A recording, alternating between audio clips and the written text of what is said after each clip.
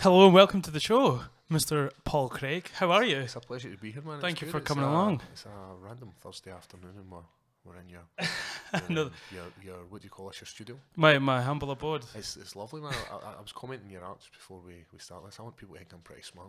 Okay, you're an educated I'm UFC really down fighter. with that. Nah, I'm not. I get punched in the face for a living. Now let's get things sort of straight. Why the hell do you keep a name like Paul Craig when you can just call yourself Bearjew? I mean, that's a pretty sweet name. It is a cool name. Like, Sorry, see if I'm out with my daughters and that. Yeah. They get embarrassed because people don't. I don't think people actually know my name. Like, see if I'm walking down like the streets in Glasgow, people shout Bearjew. and it's weird that I used to get really embarrassed with it, and I'd be like, Yeah. "Ooh," go like a shy kid in school. But now I'm like, I embrace it. I'm like Yeah. fist pumping. Woo! I suppose it makes it awkward for parents even if they just call you, hello there, Mr. Bearjew. Mr. Call me Bear. But no, I get it all the time. Like, Yeah. it's even worse in America, and the Americans love the name Bearjew. So Why is that? see, I knew you were going to ask this. What? No, I don't Alright, want to. why do they love the name? I'm not going to ask everybody why. wants to know why. the Why? name of I'm the asking why Bearjew. they love it. I don't know. I don't know. I guess I like the Inglorious Oh. Bastards movie. Yeah. What's your policy on the F's and Jeffs? No, you can F Okay, and I Jeff can all F you and want. Jeff, right? Because I'm always worried. Like, Sorry, I know it's annoying. Just give this close to you. Sweet. sorry, I've had something like this close to my face before. I thought it was a Metallica t-shirt Not, you had not, on as, there. not as hard though, obviously. Don't tread on me. Shred on me. It's a snowboarding make. It looks like the Metallica Black Yeah. Album snake. Well, of Is course. That, is that I what it think is? that is it. The insignia is like "Don't tread on me," and I think it's for like in California they have signs for Don't so you don't step stand on on snakes. Yeah, I think that's where they've taken it from. Do you think Obviously, actually, like, in all fairness, would you stand on a snake deliberately? So, to have a sign saying don't stand in snakes, it's like, dude. I didn't mean to stand in a snake to actually start with, so Do you don't know have a how sign. many stupid people there are in the planet? Do you know how many people have seen a snake, got shocked, and then tried to stand on its head? That's mental. So before I was an MMA fighter, I was a teacher, and one of the things I had to do was the Duke of Edinburgh. Okay. Now, we were up the... Did you do it every year with the kids, or was it I just... did. I used to spend like 2 months Okay. every single year out hill walking, camping, Brilliant. sleeping, rough. And I'm walking down this path, and I used to like... There used to be a group of kids in front of me. You weren't allowed to be... Like, I wasn't allowed to guide them, but what I had to make sure was I could see them, Right. in case any shit went down, I was there. And I come walking down this path, The and notorious wildlife in Scotland, obviously you're going there to... was an adder. I swear to God, right? And For people that don't know this, an adder is an indigenous snake to Scotland. not but a lot of people will have seen adders, I've right? never seen And this one. was up the north of Scotland, and I was like, that's a bit strange. And as we got back to the campsite, I'd say to the kids, "Oh, did you see the adder sitting at the side of the grassy verge?" And one of you boys went, "Aye." I was pulling at its tail, and I was like, "What?" And he was like, "It was lying in the middle of the actual footpath," Fucking and I hell. decided to pull it across. And I was like, "Whoa, what?" Like, if anything serious had happened, Yeah. I'd have got my balls kicked Yeah. through my teeth, honestly. So this wee guy was just lucky, but there he was, just dragging this wee snake. Showed me a video of him dragging this snake, and I was like, "Come on!" I mean, a bunch of kids from where, like outskirts was, of Glasgow, they're from. It was Trinity High School. So you can imagine what a bunch of kids, when they get into nature somewhere from Scotland, they're just going to, act the goat, as we say. I remember driving up to it was Dingwall we were going up to, and one of the kids says, "Look at the size of that cow." And I was like, it was just a normal cow, and I was like, "That's like the cows we get like, Anywhere. in Glasgow." And the guy's like, "No, these ones are bigger." Like, he was just impressed with the size of this cow. And I was like, "Wait till you grow up, you'll see a few big cows in your time, son." Aye, if he starts going out. This is when it makes me feel like a wee bit older. These kids are probably at that age where they're going out now. Yeah. And How long were you a teacher for? 7.5 years, man. It's Right. a long time in my life, and I loved every single minute of it. What kind of? Don't tell me, because obviously it'd be too sort of easy to say that you're a PE teacher. Because See, I was never like, so what it was I worked for an educational charity called Skillforce, all right, and their whole thing was like to try and improve soft core skills. okay, Like, so taking kids who, we grew up in we grew up in this generation where when we were out, we were out. Basically, your mum opened up the door at the weekend, summer holidays, and you were out. There wasn't any of this For 6 kind weeks. of. I know wasn't any of this kind of thing where you were sitting on your phone and I'll maybe go out, I'll maybe meet my pals. When we were out, we were out. Yeah. Rain, sun, shine, wind, snow, you name it. And that all happened during the summer as well. I was only one day in the summer. So when kids nowadays, you know, they've got two options. They can sit in their bedroom or they can go outside, and the latter, they pick the sitting in their bedroom watching YouTube videos. You can certainly see how there is a sort of pandemic in young children when they're faced with just a few choices, as opposed to us as we were kids and our generations before us. That was all you did. You went out and played and got mucky, you know, fight, I guess. That was it. Pick a big stick, go and find a fire. That was the thing. Like, for some reason, as a young boy, you were like, oh, the fire. I remember mum would know straight away, like, if you've been near a fire, like, no, how do you know? Like, you're clearly got soot all over your face and you honk a fire. Do you ever remember that thing when you walked up to your house after being out for the whole summer, and then your mum would be like, "You're black," and you're like, "There's nothing on me." Like, you literally have nothing on you, but they can see it straight away. Parents know, they can smell what you've been doing that day. Like, they know if you've went somewhere. Like, there used to be boundaries. There used to be like, you can't go past this point. You can't go past this point. As a kid, you were always going to do that. And they would know, oh, you were away up here. And even now, my mum and dad, like, they were like, oh, you were down at Costa today, weren't you?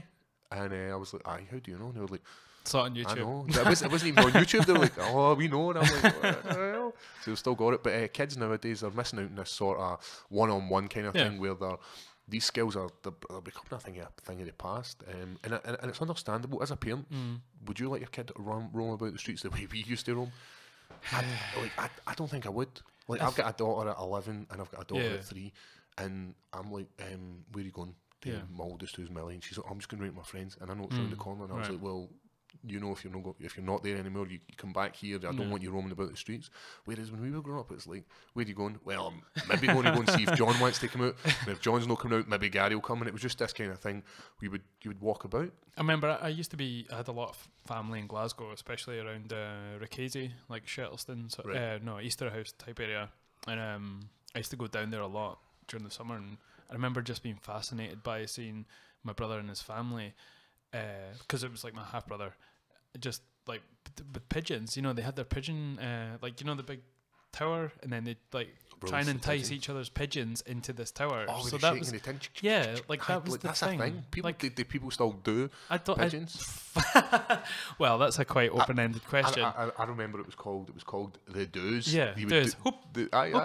There was like a guy across the back for growing up, and that's what he would do, and he would be like rattling this tin. I'm thinking, if I was a pigeon, why the fuck would that come to a noise? But that was the sport, was they try and catch each other's pigeons, and I think they were all tagged. If you caught one, you just like put your tags on it. So then the guy down the street would try and entice your pigeons in somehow. Stealing pigeons back in the day, that's crazy, isn't it? That was something as a kid, like, I remember just watching this and being fascinated, but I'd hate to grow up as a kid now. It's just, it feels... It's so hard. Being in schools, like, for 7 years, you know, some of the stuff, like, growing up, we'd obviously known about, like, there was dope and there was weed and all this kind of stuff, but that was about it. But what the kids were getting involved in when I was, like, in that sort of environment of teaching, where they were doing stuff like blues, eckies, they were taking like horse tranquilizers and stuff. What the hell? Exactly. And I'll never forget this. When did that come about? I don't know. Maybe I just lived in a sheltered. Maybe we lived in a sheltered life, and it was happening while we were in school. Yeah. And we just didn't know about it. But being in that environment, I could see this happening. I was like, this is crazy. And I remember going to one of the head teachers. It wasn't a head teacher; it was a link teacher. And I said, "Listen, I suspect one of the kids is high in something." And she comes in, she peeks her head in, she goes, "Aye." And I was like, "Well, do you want to take him out?" And she's like, "No, it's better that he's in here than that he's out in the street." And that's understandable. Like, I'd rather he's in a safe place in the school. Yep. But then he's under my like sort of supervision, where anything happens and it's my that's the thing. My nuts are getting kicked. Anything happens to that kid in your sort of care, then you're the person that's going to fall for it. And that's, I get what the teacher was saying. Obviously, you don't want your kids roaming the streets while they're out their face on something, but that is your job and your livelihood as well. And that's tough. It was one of these things I'd said to them, and they were aware that this, like, this wee guy's sliding against the wall. That's no normal behaviour. I never saw much of that when I was at school. I'd seen maybe a couple of kids. There was one kid in particular who had a lot of chemical imbalances, is what they used to call it back then. Aye. And it was generally people who had ADHD, and they were just climbing up the chalkboards in school. Like he was a little guy, so he could like get up there and not fall down, but just going crazy. And like everyone's like, "What do we do?" The teacher just looks at the pupils and is just like, "I can't do anything either," because if he tries to hold them or restrain them, then he's going to be done for whatever. I know, you know? it's this world we live in. Yeah. You bleed your hands on a kid. I remember our geography class. I used to sit next to this guy, Jim McGuinness, like even now he's one of my best friends. And we'd sit in the middle of this classroom, and for some reason this teacher decided to put the mental cases in all four corners. Right. As an ex-teacher, can you say that mental case? Aye, of course I can. Like I don't think I'm going to go back and teach these mental cases, but I should put like these undesirables. These guys were bonkers, man. These guys were messing about. The guys from like learning support, is that what, or the more? No, these guys were learning support kids are kind of nice. Where you're like, yeah, we scampy. These guys were like checking pockets, like, man, I'm cool. Like, oh, there's a knife in my back. But these guys were mental anyway, and I'll never forget it. I remember the teachers used to go out, and it just used to become this sort of battle royale. And for some reason, and we were in the crossfire, and I was never ever the coolest guy in school, right? So getting a geography jotter off the side of the head was never uncommon. Yeah. And we used to do this. Duck and cover, and these jotters were getting launched in these books. And the geography books were like this. Yeah. And they would just be getting launched. It was a proper thick book. Aye, so... it was like a Guinness Annual, you know. And then she walked back in, and it was like nothing was going wrong. It was just... we were just fearing for our life. So the minute like she walked out the door, we just duck and cover. Never forget it. Kids can be like terrible at that age. I remember... Like, I was pretty harmless during school as well. Like, I was one of these sort of middle kids that I didn't excel when I was there. I would love sport, but I wasn't so shit that I needed extra care, and I wasn't excelling so much that people were watching me. So when it came to schoolwork, I was kind of like the middle sort of lost child. You know? You do the bare minimum and get by, and you don't rock any boats. And but I remember like everyone, you get into things that you regret later on. But I think there was a guy was in front of me in modern studies. Is that even a class anymore? It is, aye. Right. And we got him, the teacher went out the class obviously, and me and my friend grabbed him by his underwear and wedged him over the table. Brilliant. And he was crying like when the teacher came back. Because you gave him like a skid mark up an his atomic back. wedgie. Aye. And he was crying. She was like, "What's wrong?" And he was like, "They gave me a wedgie," but she didn't know what a wedgie was, so she couldn't do anything. We were like just laughing at him, like crying. It was terrible. But she was like, "Well, I can't do anything if you don't tell me what it is." And he kept saying, "They wedgied me." We used to have this. It was a RE class, and the teacher was like the nicest guy you'd ever meet.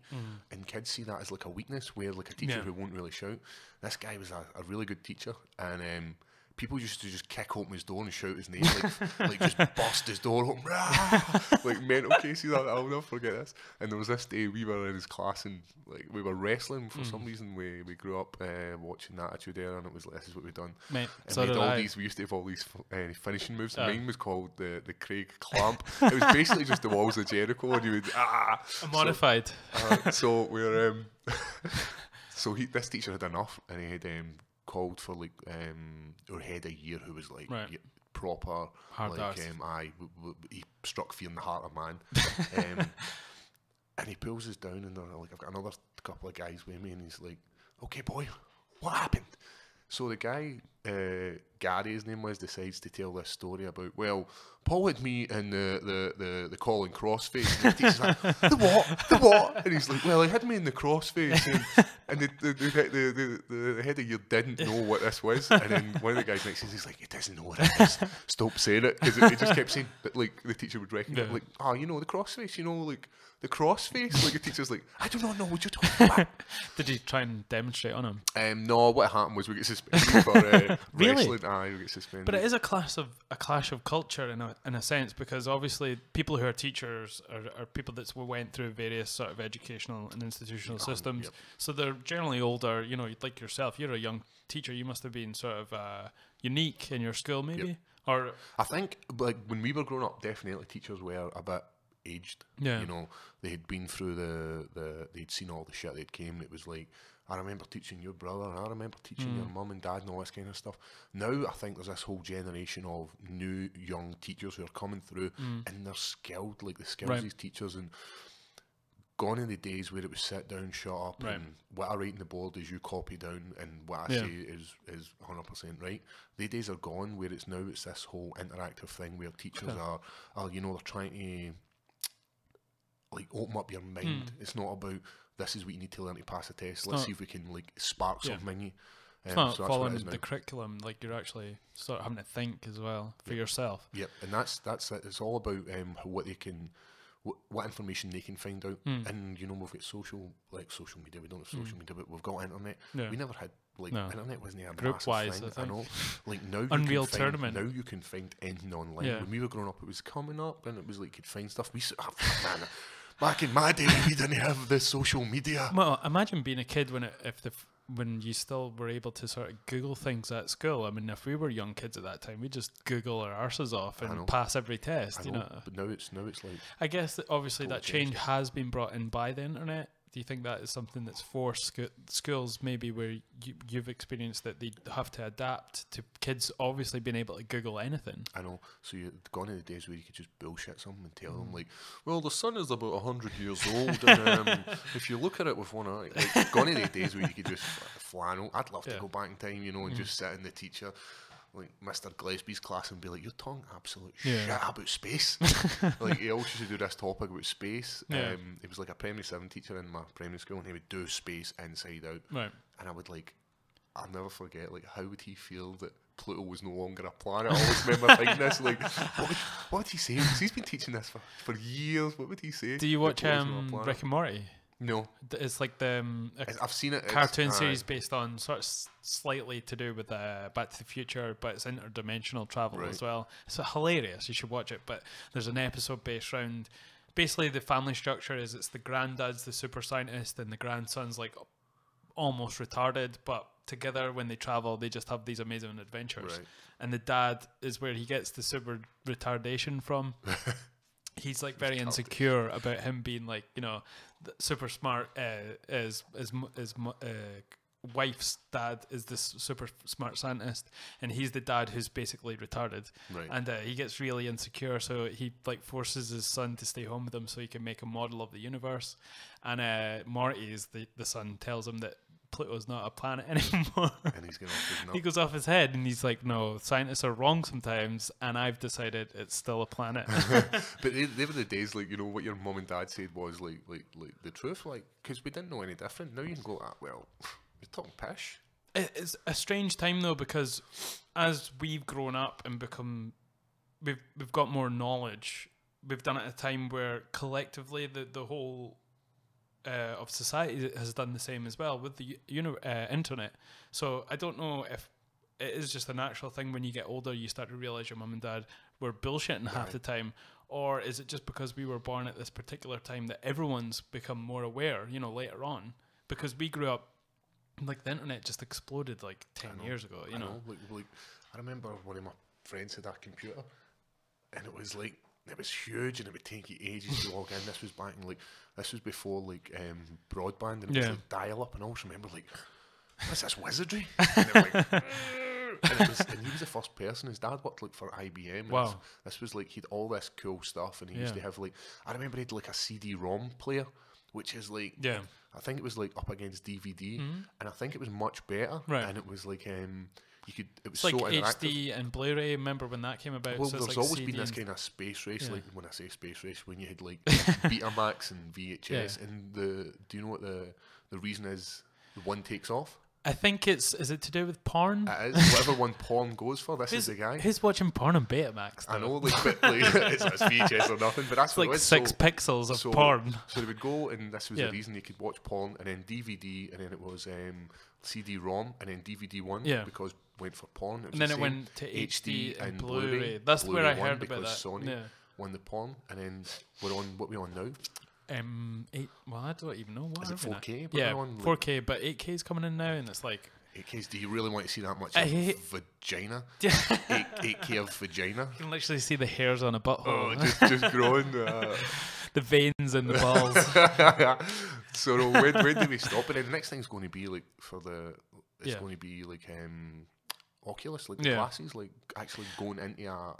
I think the thing will become less sort of actual physical hardware, and it'll become more cloud based and software, because there's only so far we can go with what we've got, unless quantum computing. Have you heard about this? No, fill me in. Basically, they're starting to build, or they've hypothesized that they can build quantum computers, which has the capacity to be a lot faster than current computers, which would be needed for some sort of when it comes to space and sort of taking in the information and trying to figure it out. We would need something of that caliber. Do you think we need that for porn? I think we need. I think I want a before I even click on it. I want it to go, I want it to be. Knows what you're, I want to see the bukkake before I've even typed it. But they say that our computers are about as smart as a cockroach, like our current ones, because they're just doing math. That's all they're doing, but they're really simple math. And I think quantum computing, I might be wrong, it's like a step up from that, because it's more sort of thinking, I guess. This is pretty much Skynet, isn't it? Yeah. We've well, got but that's it. Man. We've got Skynet and we've got Planet of the Apes. What are you going for? That was a big fear. Like, I guess you're like, I'm 31. You're 30, are you? 30 years young. And I think it's just because you were a teacher. I thought maybe you were slightly older. Thanks very much. Not because you look older. Oh, it's because I look. It's because of your mature mystique veneer that you've got going on. I've got grey in my beard, and like, see if I part of my hair this side, I've got grey hairs like in this line. So I just need is that why you go the other way? That is, I need to go this way. So and I keep cutting the long white ones out, but they just keep growing, man. Yeah. Super. So back to like, I found. Oh, sorry, the grey hair. What are you going for? I'm interested. Just when we were younger, that's what we grew up with Skynet, like watching Terminator, which was amazing. And especially, are you a Terminator 1 or Terminator 2 guy? See, I like Terminator 1, but I like the graphics in Terminator 2. These were cutting edge. Like, even back then, when I first seen that, I was like, holy fuck, man, this guy's made of metal.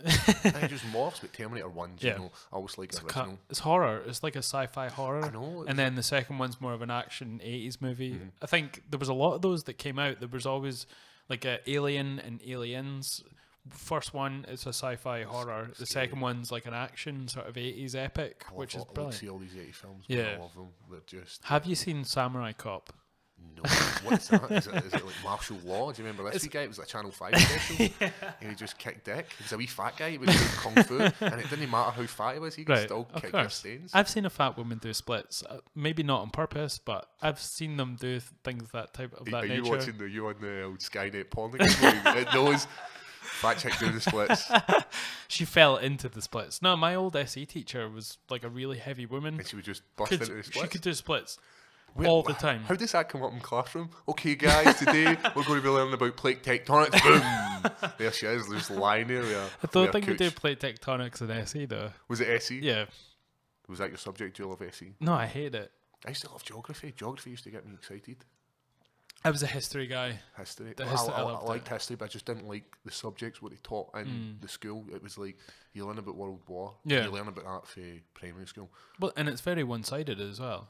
Like, do you want to hear the Nazi side? I want to hear the Nazi side. Let's see what's happening. I was talking about this to my girlfriend Laura the other day, and people have probably heard this talked about in the same context. It's nothing new, but imagine if they finished the war, the Americans in Hiroshima and Nagasaki, by dropping the atomic bombs on them. And I think in Hiroshima, it was 200,000 people died. Now, if this had been the Japanese that had done it to the Americans, this would have been classed as one of the greatest atrocities ever known.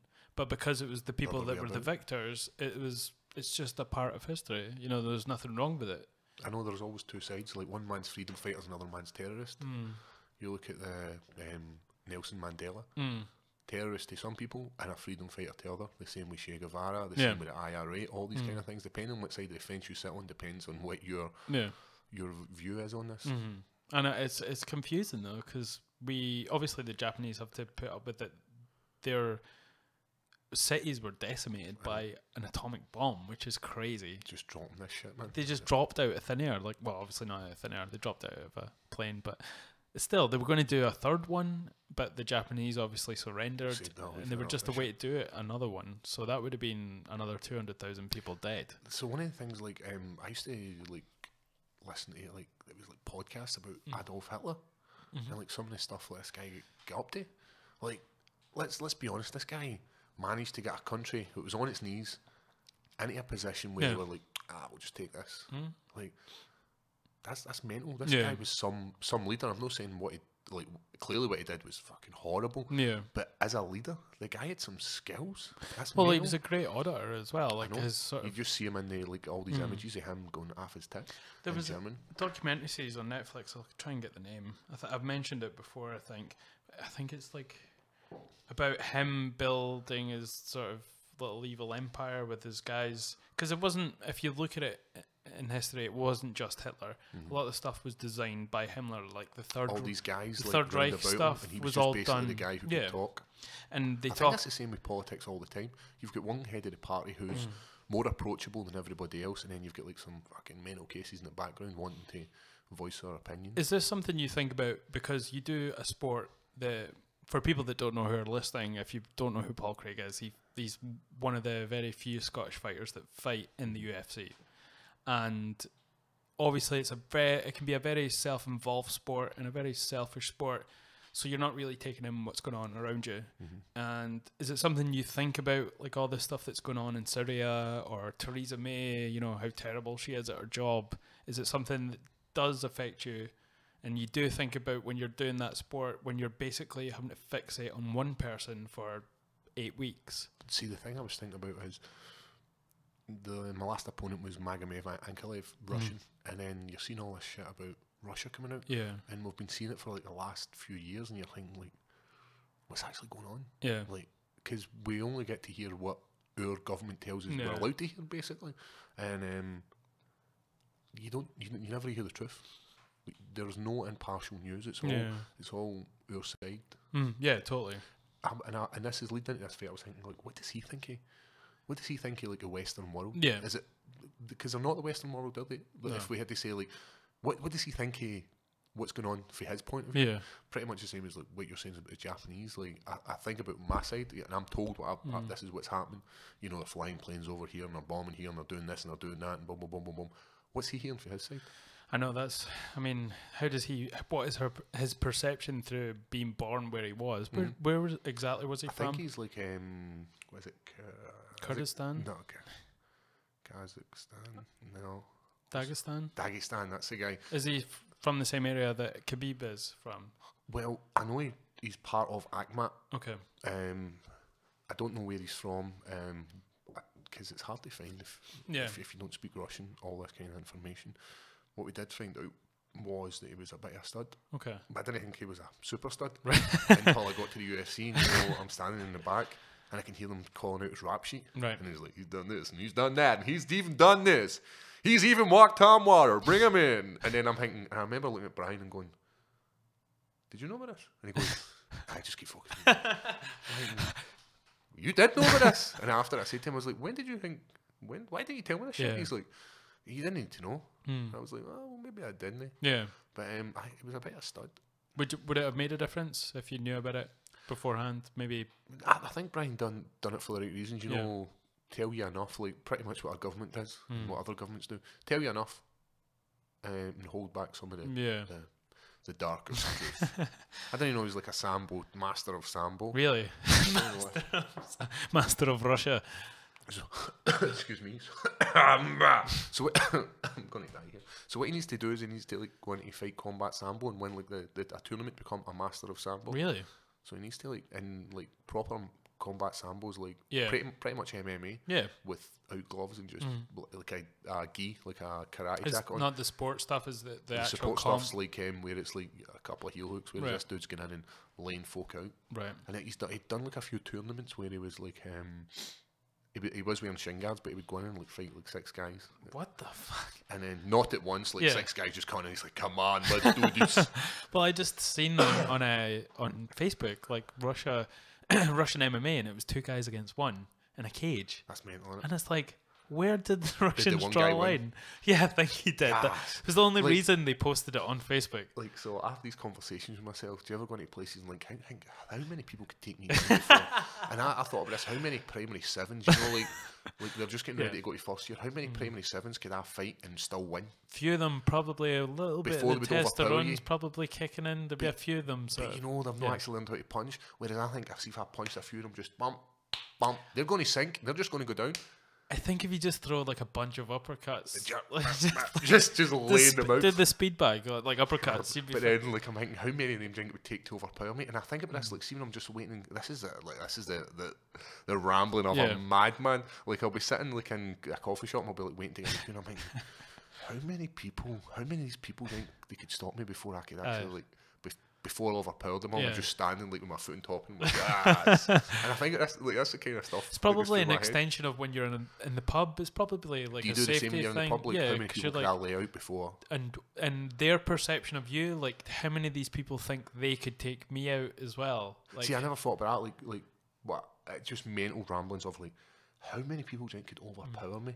And I think about it with police officers. Like, see when I see like a group of police officers, I'm thinking, I know I could get at least 70s. Okay, anti-establishment. Like, even with their bats, like when you take a kick's sore, and I think a kick's going to be harder than just getting bang in the bat. Like, I think I could take a few, drop a few punches, judo throw, and go through about 70 of them. Triangle them, yeah. Aye, like I don't think I know I'm not the best striker, right? No. We clearly established that through my UFC career, but I wouldn't grapple you up. I would just like kind of slug my way through. But if you've had like the minimum amount of training against someone on the street, that is like leaps and bounds ahead of what they could probably do. I mean, there's obviously you're going to come across someone who might get you in a lucky punch or something, but if you're even trained for at least 8 months, you've got a huge advantage over a lot of people in the street. It's like taking your first punch. You remember, like once you take your first punch, and you realise that isn't that bad. But then there's still people who are scared of that punch, and I think about this as well. Like, see when I never ever get road rage because it's not worth getting road rage unless I'm coming out the airport and I just want to get home after your holiday and like the flight and all this kind of stuff. But I think people are in their cars and it doesn't matter how big, how strong, how ugly, how fat, how thin they are. They become wanks. Yeah. And like sitting up my ass and like flashing the lights and like cutting me up. And the only time I really get annoyed is when I've got the kids in the car, like, because I don't like, I'll be fine, mate. I've got airbags, but my kids, they're slightly different. And I think sometimes, you know, maybe just a wee punch would sort him out. Like, did that protective bubble of his car, if he didn't have that, just right, you good? Aye, you know what's happening. But you know, like, this is not how we deal with situations. These guys, if that car wasn't there, they would never do that type of thing. Exactly. When you're if you imagine coming up to somebody in the street and like getting into their personal space, that's what I'm thinking. Like, see if there was just somebody who was dishing out punches, like just to kind of rein people in. And I mean for myself, are you nominating yourself as the disher of punches? Maybe, but you know what I'm saying. Like, just to kind of like bring people back. Bump. Like, remember this shit can still happen. Like, the police, like, you're protected by the police. Government is protecting you to be a douchebag. Just a wee stiff jab. Like, I'm not wanting to break his face. Just a bump. You good? Aye. You going to stop your shit? You going to stop harassing people on the motorway? Cool. You understand? It's a very Scottish outlook on the world. But I think it'd work, and it would be less like there'd be less dicks in the road, like trying to, like, if you are speeding to get to somewhere, man, you like just leave earlier. There's no reason for you to bomb bust. I think they were doing some studies recently, and they said that it's to do with when you're in a car, your body is obviously traveling at speed, so you're constantly switched on. And they say it's the stress. They say it's the stress of being in a like, because if you go off by 1 inch, you could end up like on the side of the road. Yep. So, but you don't feel like it because you're in control. Yep. But your body subconsciously knows that you're in a precarious situation, and I think that's why people act out. I think that was something that they found, but still, there's no need to be a complaint. Look at the chimps, man.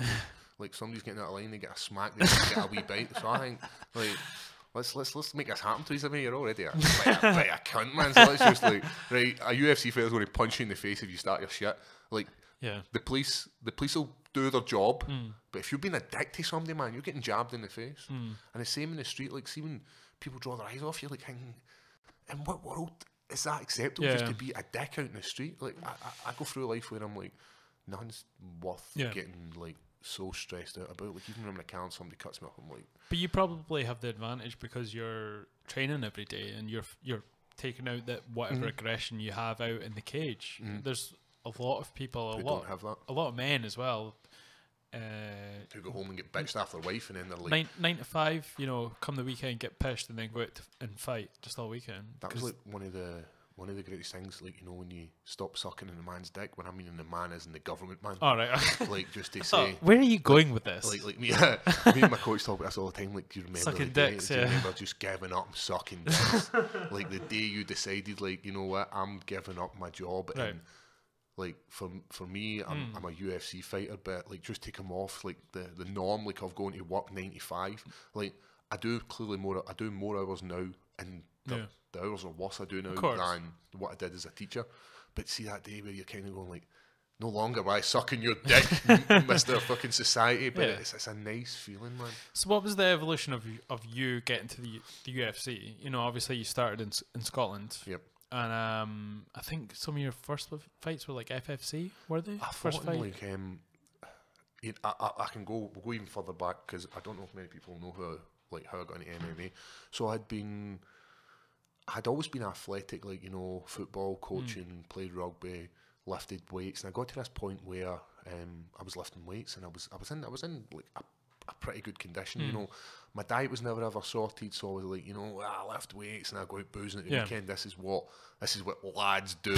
And my pal says to me, "Do you fancy come and learn the UFC chokes?" And this is what he referred to it as. And I remember getting to this place, and it was just like sweaty dudes just grinding in each other, man. I was like, fuck's going on here? And it is completely alien in your mind, though, when you see something like that. Like, we've got this bubble what protects us, where people will not break it unless you're fucking mental. But in there, this whole bubble's not there anymore. You know, you're in people's faces, man. Like crotches sometimes. The dicks are right in your face. I remember Marcus Nardini's balls lying in my face. I could just feel the heat for them, man. It was like, I'm like, this is a day for fun, man. And this will humble you.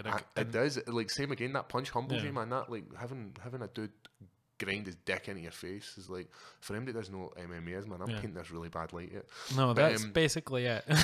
So I started grappling. I found that this is brilliant. Like, I've got massive long legs and I've got long arms. Had you watched it up before then? I'd never. Did you know what it was? I didn't even know what it was. Okay. Like, people are saying like, "Oh, Ken Shamrock," and I was like, I don't know anything. Like, well, you should know because you like wrestling. Well, I knew him as a wrestler, but I didn't know like where he came from or like why he was the baddest man. Like, I'd heard he like this kind of ultimate, and I was like, pish. I thought it was like wrestling where these guys are like, this guy's going to win because he's the guy to win. He's the face. Aye, so I didn't realise that it was an actual proper sport until I actually started doing it myself. And how old were you when you first started? I was about 24. Right, okay. 25, somewhere around about that. Compared to like nowadays, that's pretty old. Like exactly. When I was that kids, age, I know. That was young to start that. You know, I was 22 when I started, and I thought, I'm so old at this point, but I was young to everyone else that was doing it. But I thought I was old. I thought I was young. I'm like, I'm pretty young in this, and then like now I'm like, no, guys who are like fighting the UFC and they're like 23, and you're thinking, I'm old as fuck. I'm one of these old guys now.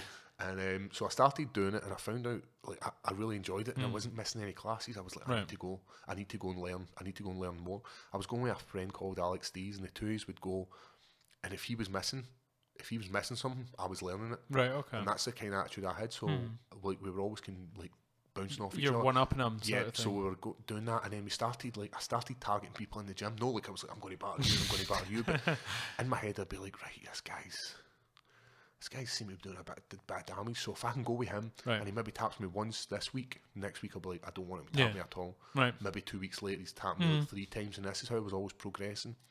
Coach Brian said to me, do you fancy coming to the boxing class on a Saturday morning? We were literally doing 3 days a week. We would do a Monday, it was a Monday, a Wednesday and a Saturday morning, because Brian was sharing the gym with a kickboxing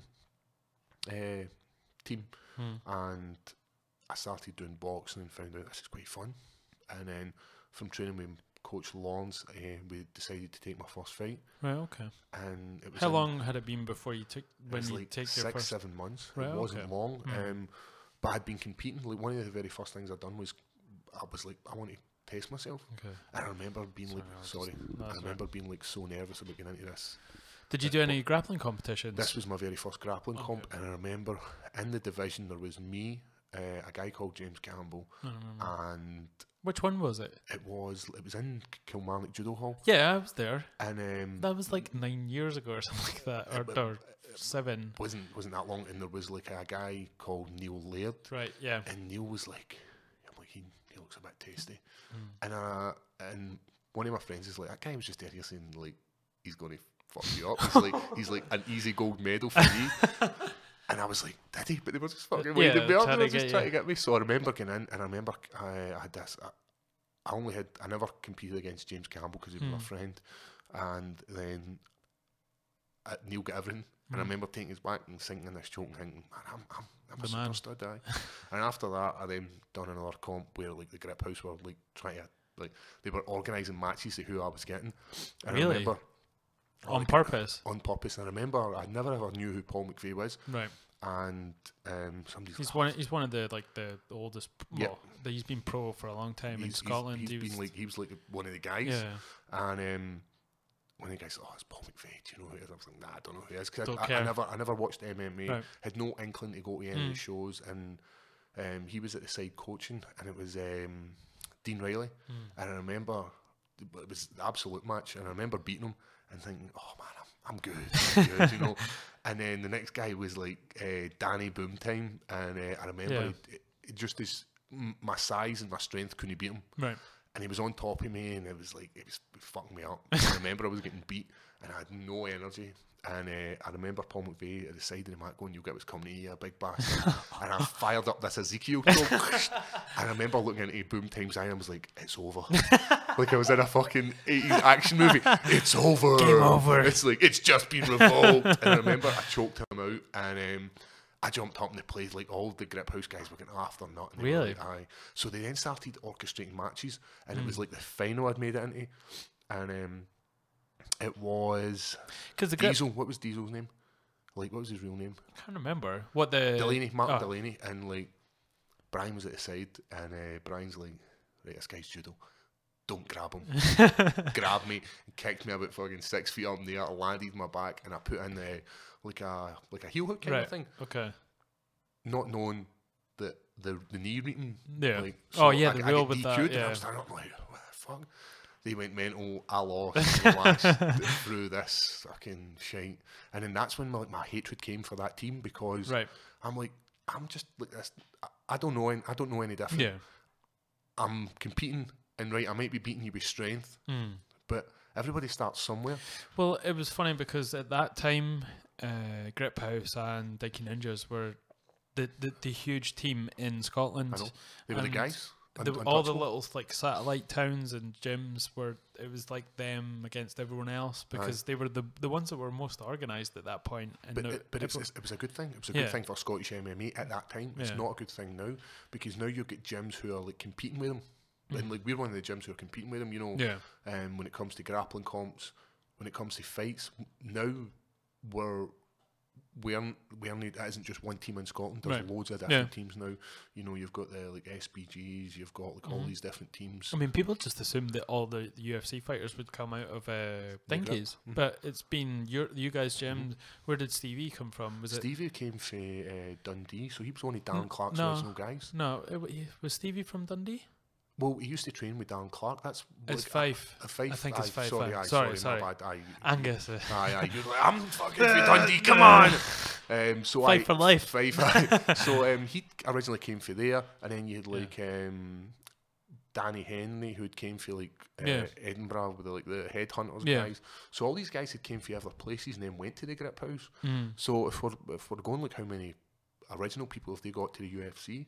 They've got one, Joanne Calderwood. Everybody else has came from other different teams. gyms. Yeah, I mean, they might have brought in and helped promote them and get them to this point, but originally they've got one, and the other teams is everybody else. You seem to have just stayed with the gym that you're at. Like, obviously, loyalty costs nothing, you know. But even though Chris goes over to SPG, but I've never seen you over there. Have you trained there much? Well, I never trained with SPG when Chris was going over, because I was at that time when Chris was making that journey over there. I was meant to be fighting who was the guy, the Housewife's Choice, what was his name? what was his name? Chris Fields. Yeah. So I was meant to fight Chris Fields in Bama for Yeah. like, my third Bama fight. Was that for the title? It was. It was like I had beat Carol Moore, had got the title shot against Lazars, and then this was maybe my second fight as the title. So that was the reason I never went over there, because he was part of SBG. But I have trained at other gyms. Like I've recently went to Sweden, which like trained with Latifi, trained with Gustafsson. The old shooters, there used to be shooters over there, but they've changed it. Yeah, the All-Stars, Gladius, is it? The Gladius gym? I just know it's All Stars. Yeah. But anyway, the guys are brilliant, and it's good because you go in there and you learn different things because your coach gets proficient in one area. Yeah. Or he's got his special moves. It's like me as a fighter. I've got my special move. Finisher.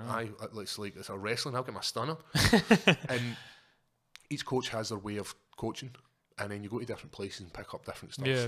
So like I've been to other gyms. I've trained with other guys, and it's always good. Yeah. And especially in like the UK, where being like a light heavyweight isn't the best thing, because there's not a lot of guys. Like in Scotland, you've got guys who'll travel up and down and help you out. I mean, it was back in the day when we were starting out in the MMA scene in Scotland, there was barely any heavyweight fights in Scotland. No, there was none. Because we just didn't have that caliber and that sort of big heavy fighters, which you would think is stupid because there's loads of fat bastards in Scotland. I remember I was when I first started, people looking at heavyweight fights, and my weight's just like creeped down gradually. As you were training. And it's like 100 kilograms. When I first started training, it was like 123 kilograms. Wow. Really? It was, wow. I was unproportioned. Like I had like a really big chest, and like my actual form in my back was like, I used to walk about drawn like this, in, because I didn't know how to properly train, where it was like chest every day. What you lift legs, do leg exercises? What, do I look like a pussy? I'm walking all day, my legs are getting. So like this is what I used to just have arms and then really, and then you realise that's not the way. It's not the way to train. And especially for MMA, like mobility is a massive thing. If you've got all this muscle mass on your arm and you're fighting against it to fling a punch, then it's not the best thing. You look at John Jones; he's lean, like he can shift some weight, but he's lean. He's not massive. Like when you compare him to a guy like Francis Ngannou, who is like bum bum bum bum on the old Mexican supplements. He looks like a big sexy motherfucker. Like he's ripped to death. Whereas comparing him with John Jones, he's like John Jones is nothing next to him. I did after your last fight. Obviously, you won in absolutely amazing fashion. I know, it's pretty cool. And it was, I mean, you must have people speaking to you about it all the time, so I don't want to go into like too much detail. No, it's cool. Like one of these things, like I don't want money. Yeah. I don't want any kind of shit that goes along with that. Yeah. What I wanted for my MMA career was like a legacy to be remembered. Like, and I think I'll be remembered for that submission. I always be remembered that. Oh, do you remember that guy from Scotland? I can't remember. There's no one that can beat that. Like, what was his name? Bear something. Yeah. Bear Boss or something like that. Bareback. So this is what it was like, and that's enough for me. That's more than like when I look back. I've got a big box in my house just full of all this stuff I've collected for like competing medals to like my very first medal to my very first MMA fight. I've got programs for MMA fights, and this stuff means more to me than anything I can ever get. Like memories are priceless. And that literally can't be beaten, that record, because it was 1 second in the final round, and that is crazy. I mean, what makes it even better is I get my balls kicked for like 14 minutes.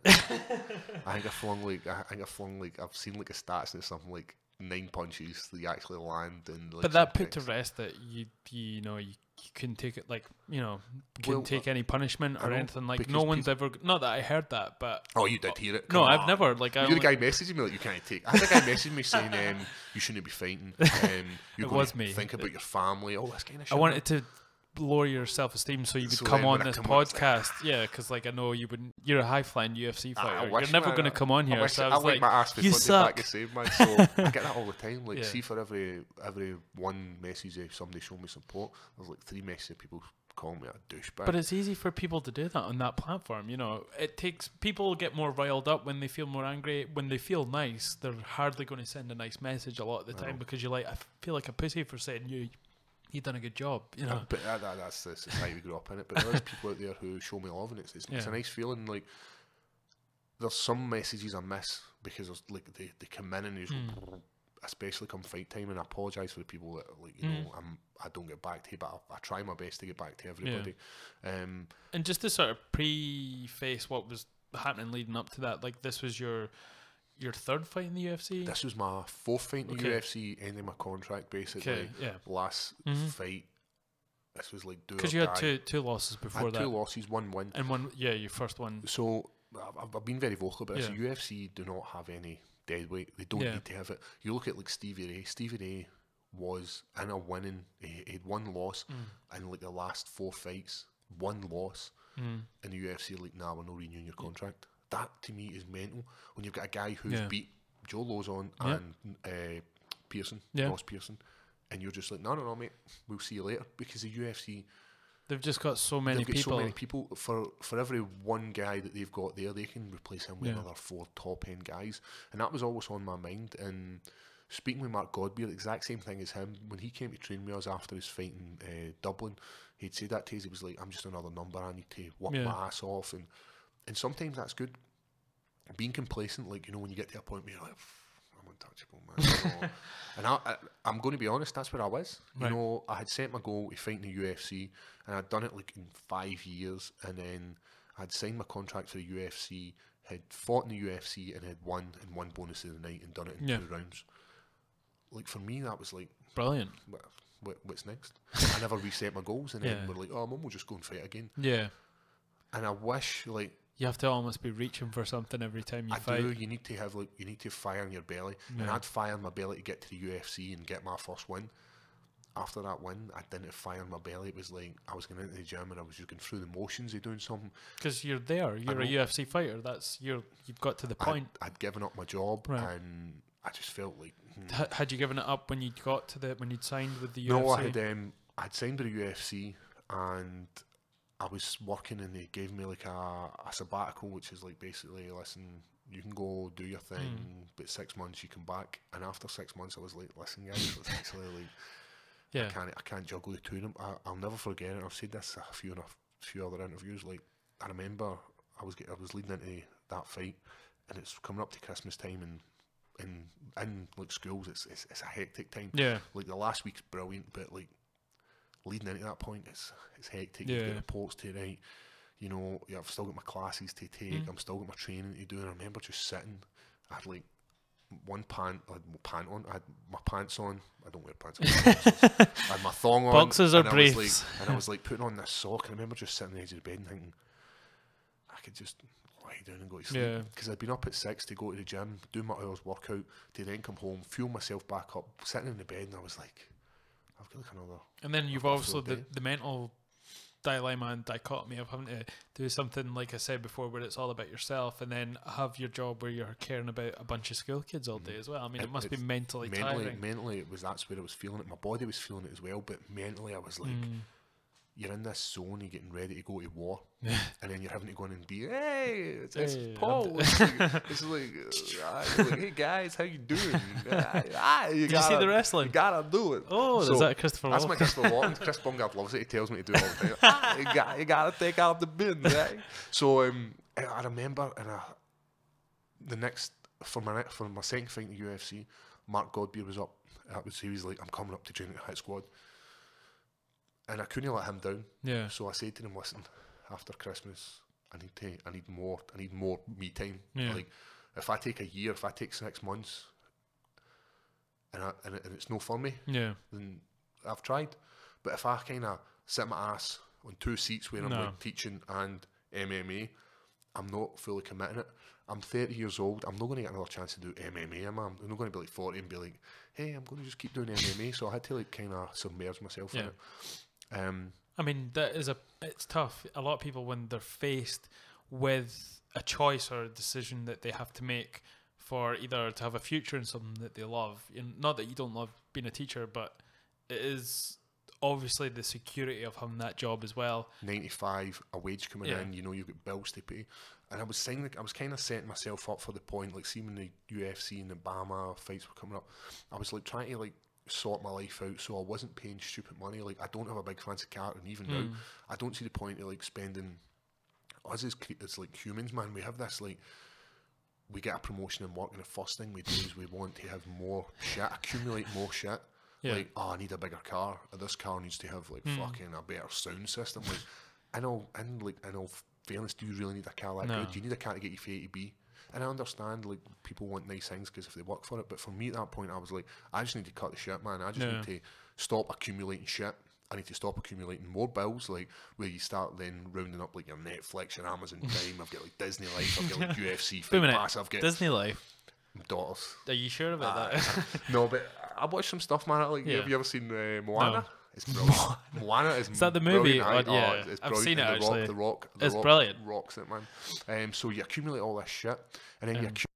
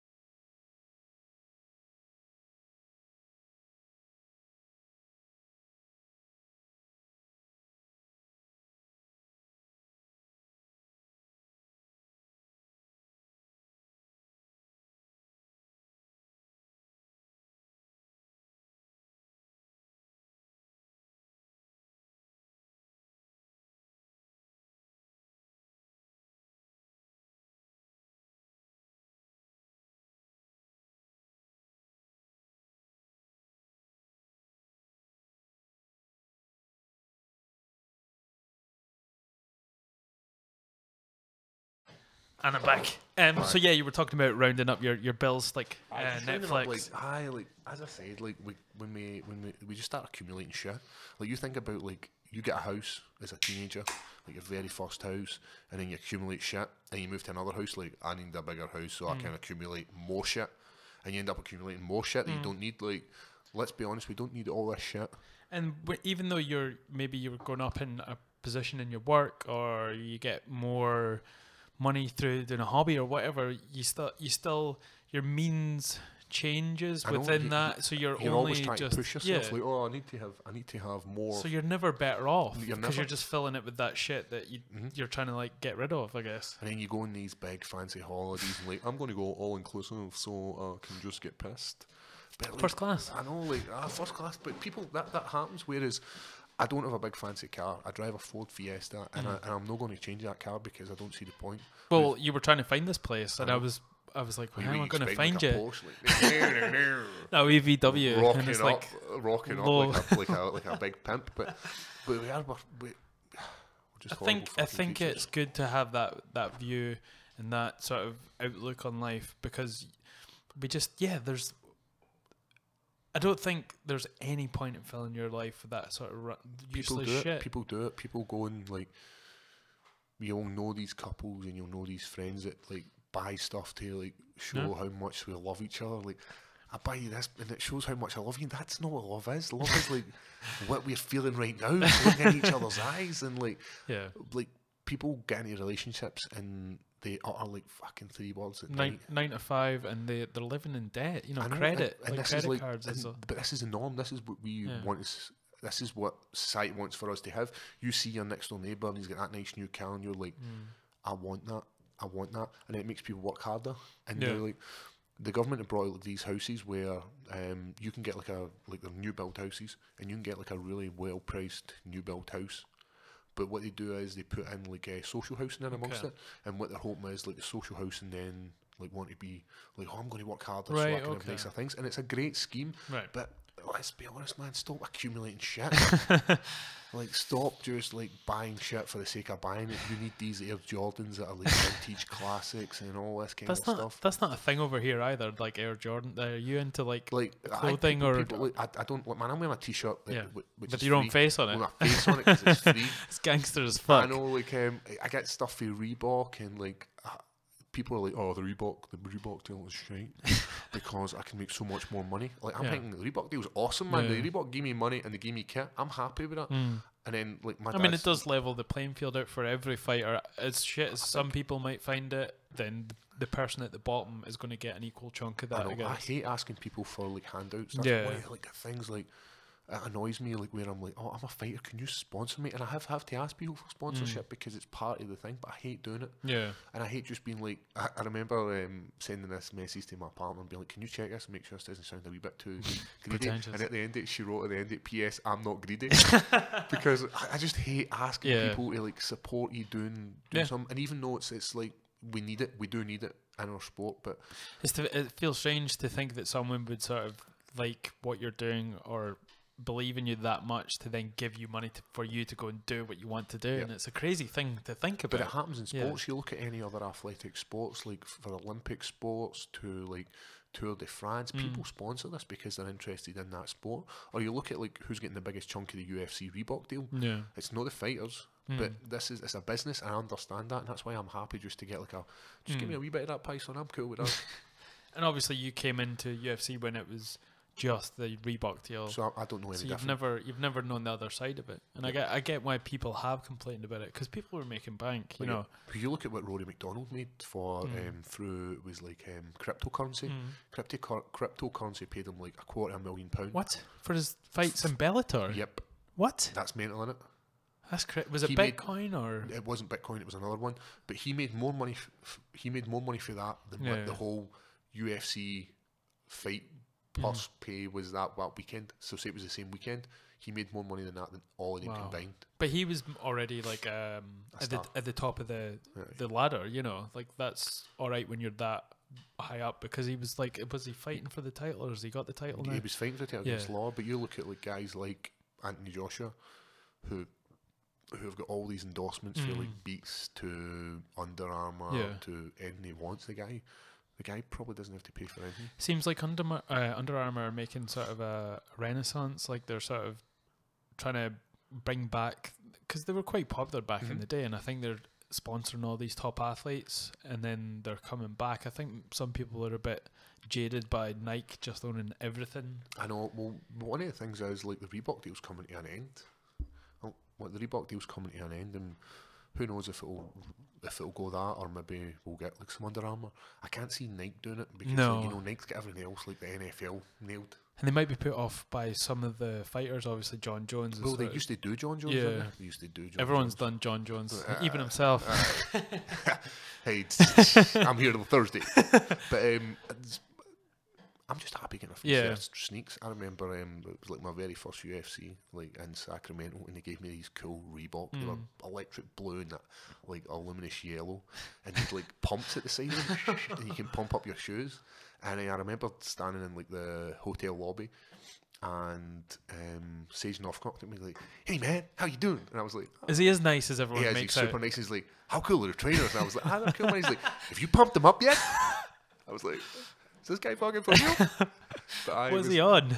He's just so high in life, man. But he's cool. And did you see like he's been like working out? He's put on 25 pounds. The guy is ripped to death. So basically, USADA has to live in his house all the time.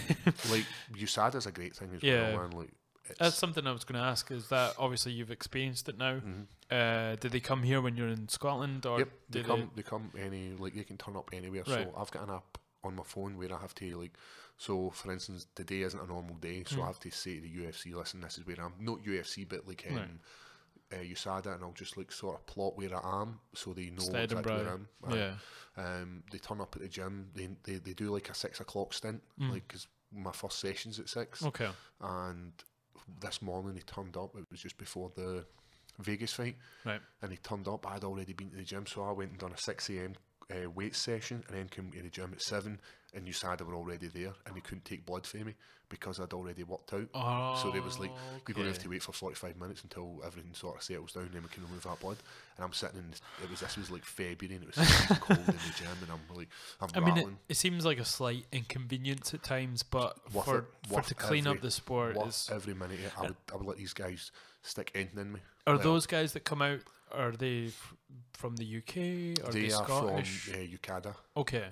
And I've met them a few times, and you get different guys. So the branches, obviously, they just have local guys going out wherever they are across. So what happens is you've got like USADA, who's like the US. You've got WADA, which is the world. You've got UCADA, which is the UK. You've got the Russian. You've got all these other ones in between, and USADA are the guys who run for the UFC. It's not WADA, it's USADA, and they'll say, listen, we need this guy tested. They'll send over this like Telegram. Okay. I don't think they do Telegram. Probably, maybe. Telegram. It's a bit more sort of. So they send that over. It will say, Paul Craig, we need him tested in this period, and then they'll turn up whenever they feel like. Right. coming. Okay. And they like to try and get it done pretty quick.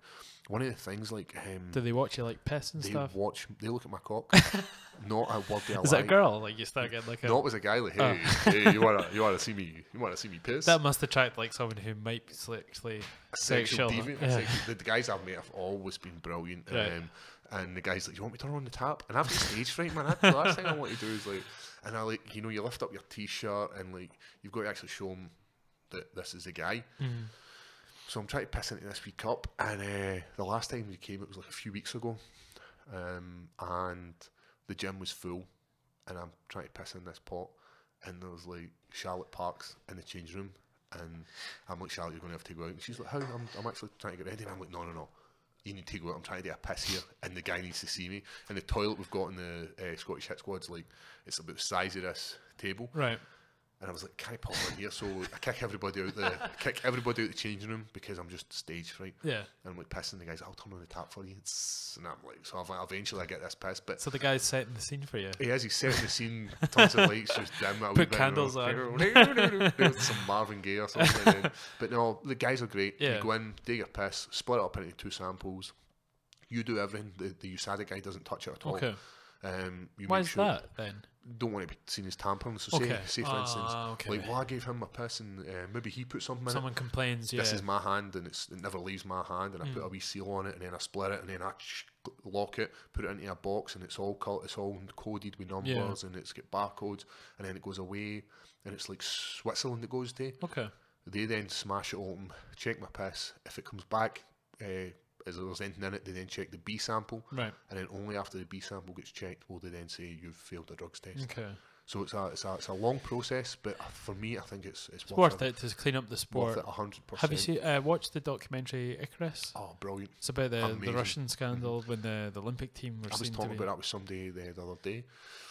Is the bottles the ones that you guys use? The guys, it's like the weird. They changed one. them. They used to have like metal prongs on them. And it was if you turned them too tight, they would just smash. Okay. They've changed it to plastic, and I don't know why they've done that. But recently it's been these plastic. Right. It's like it looks like a washer kind of thing, but it's got like wee hooks on it.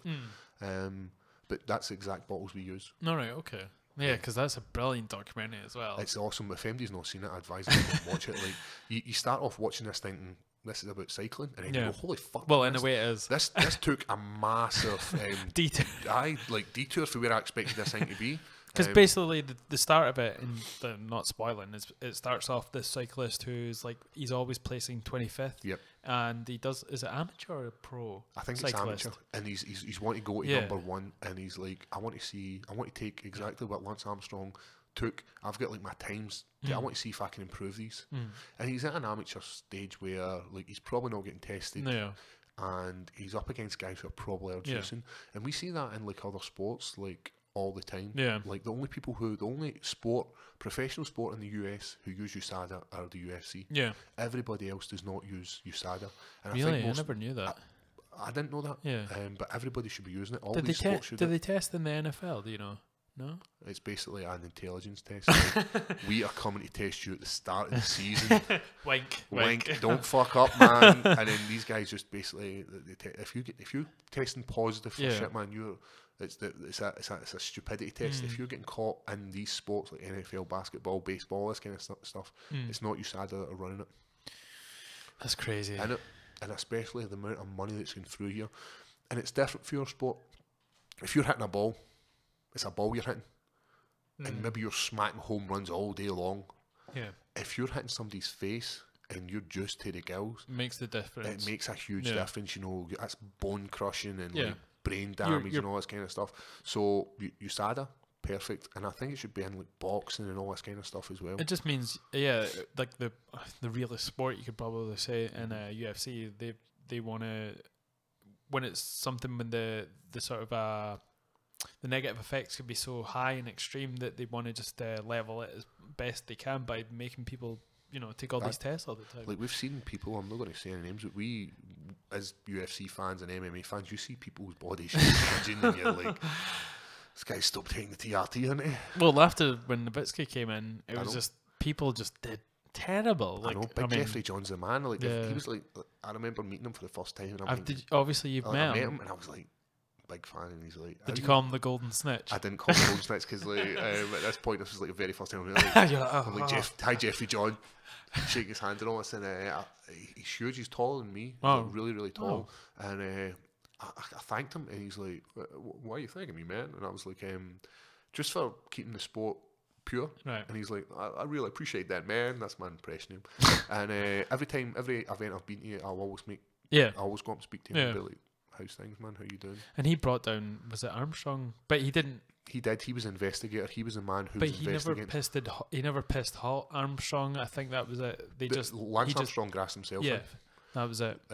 Which is crazy. Like his whole career, he never pissed hot. Like they never found him to be taking anything, which he was. We understand that now. Is watching stuff like Icarus and watching like all these. Have you seen the Armstrong one? They're great. It's really really good. As like as like an athlete. Watching this kind of stuff, it's great to get an insight to this. Have you fought anyone that you thought was on something? Just like in your past fights? Oh, 100%. Like in my whole career, yes, man. There's been a few people who've been on steroids. I remember. How do you know? Like just from like they fail the visual test. If you fail the visual test, then you're fucking just the traps is usually a big one when for it joins me. to the ears.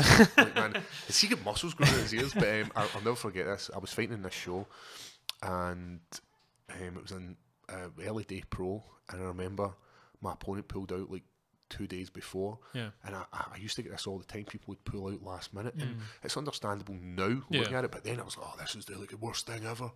But that must be a scary motherfucker, all these people. And it wasn't. It was probably the guys like, oh man, I've got a wedding tomorrow and I need to go to work. That's because that's the kind of level where I was fighting it. And they got this guy, and I weighed in, made my weight. And they said, my coach said, can I see his weigh-in? They says, oh, he's not sent it over yet, but he's definitely made weight.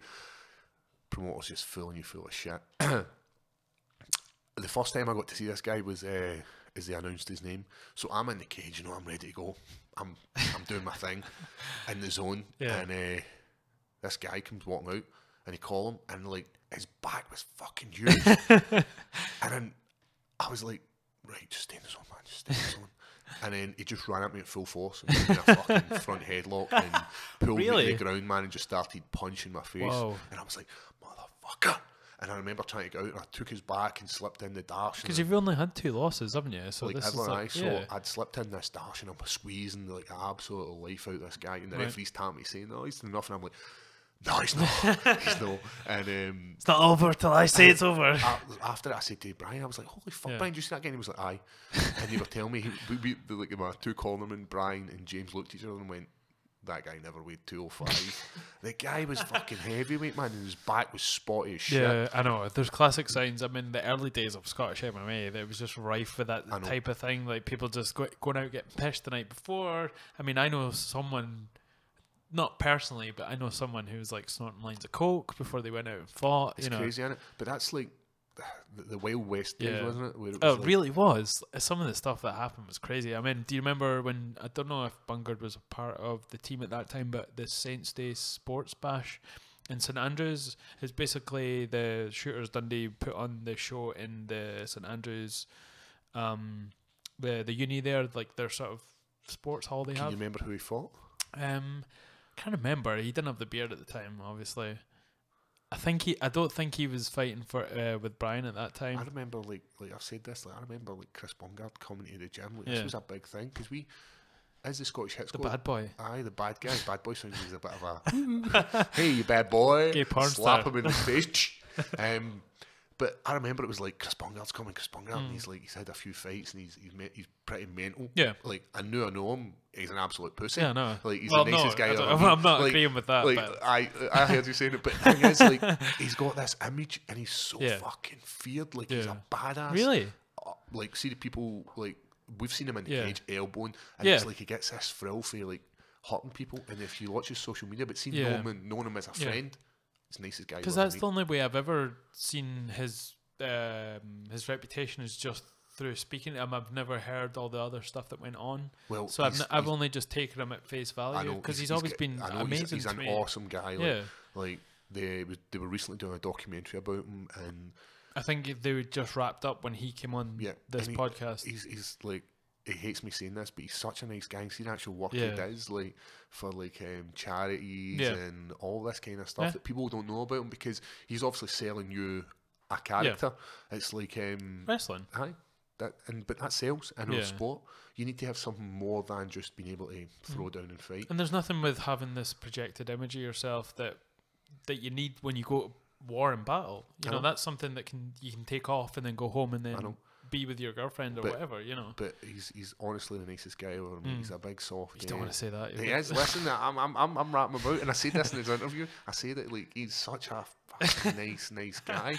Like, he's not actually the bad guy. Maybe you should do a face turn and be like, I'm the nice guy of MMA. I've been the heel for years now. I've been the nice guy. Hey, I'm helping grannies cross the road. But he's such a nice guy.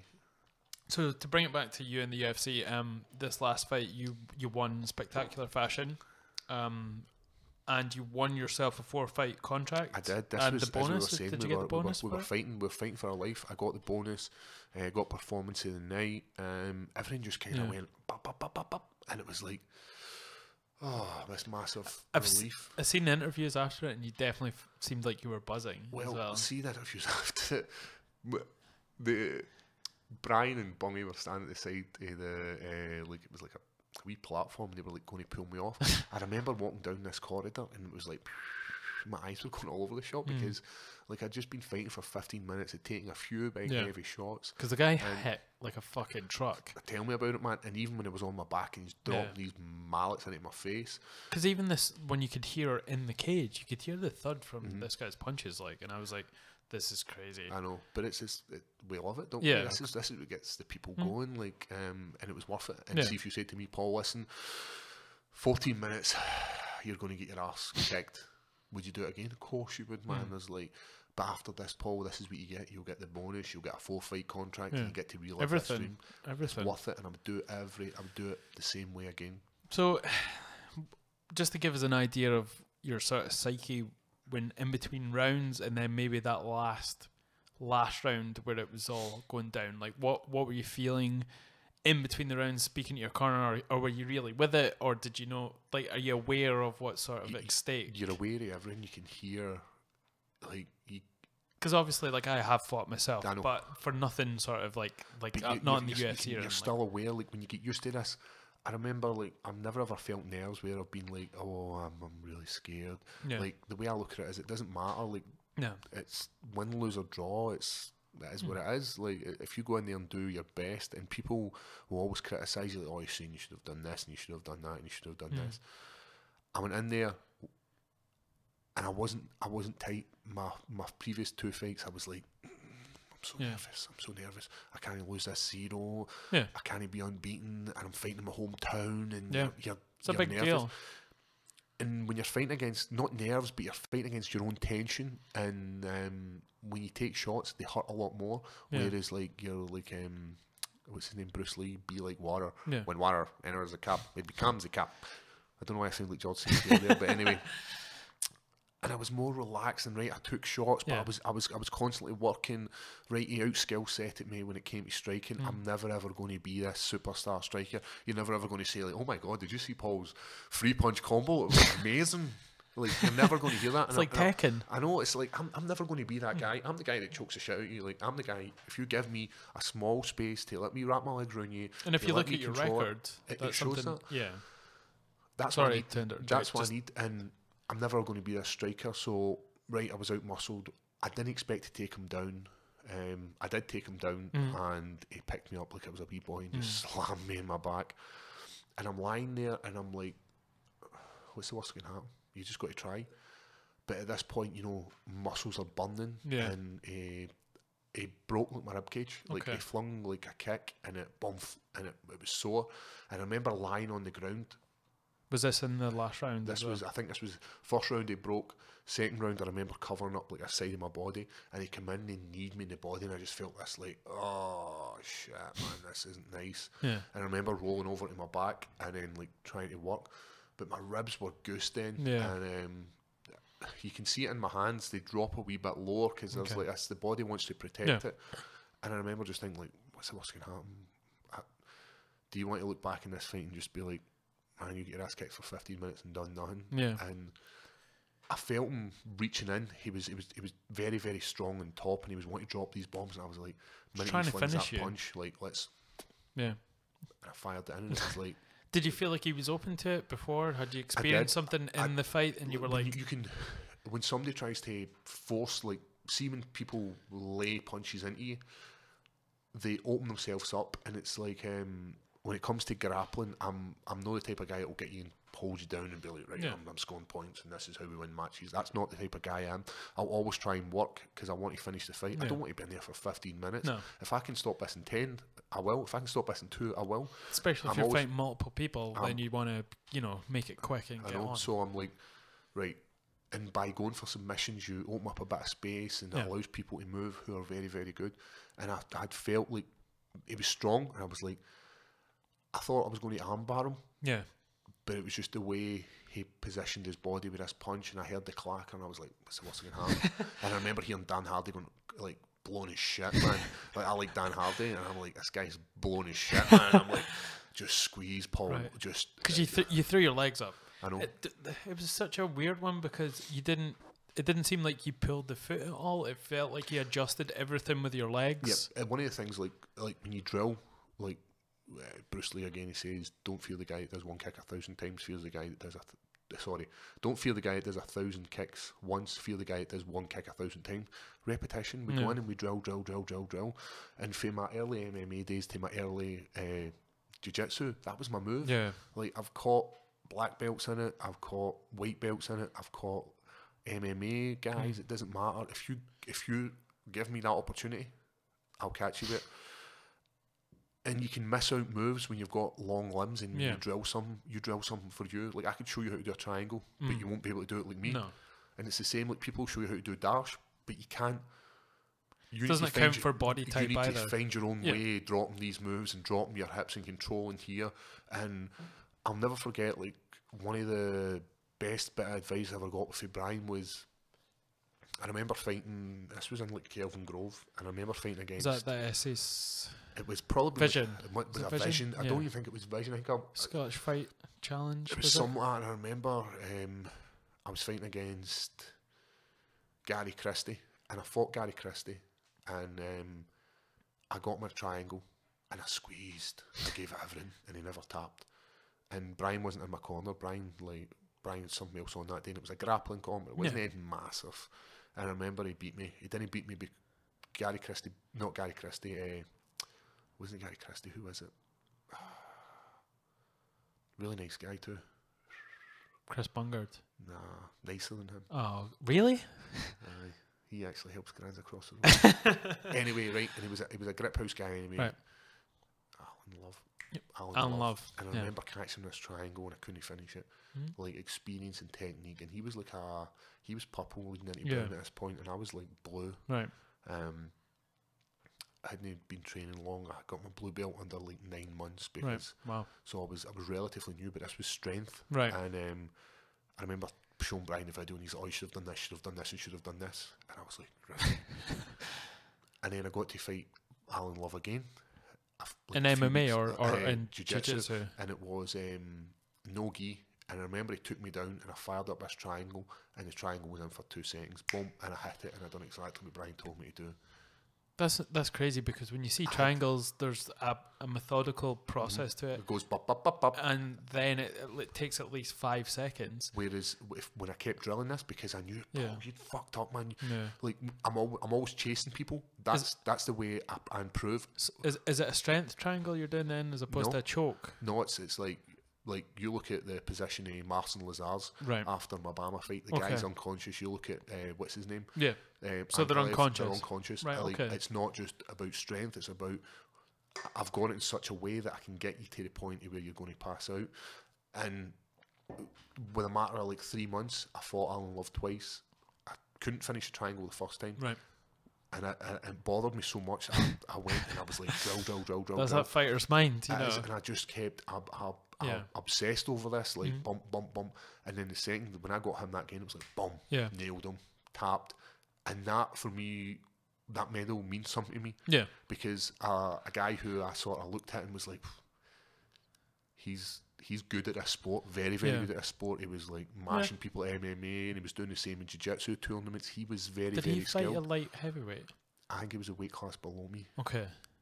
But I always sort of, that's how I gauge myself. I'm always competing against somebody. Yeah. If it's in the gym, if there's somebody in the gym. And you know what goes behind that medal? When you look at it, you know the hours and the mentality that you have to change. This medal looks a bit of size, and it looks like it costs about $350 to make. Honestly, it looks like a piece of shit. But it means something to me.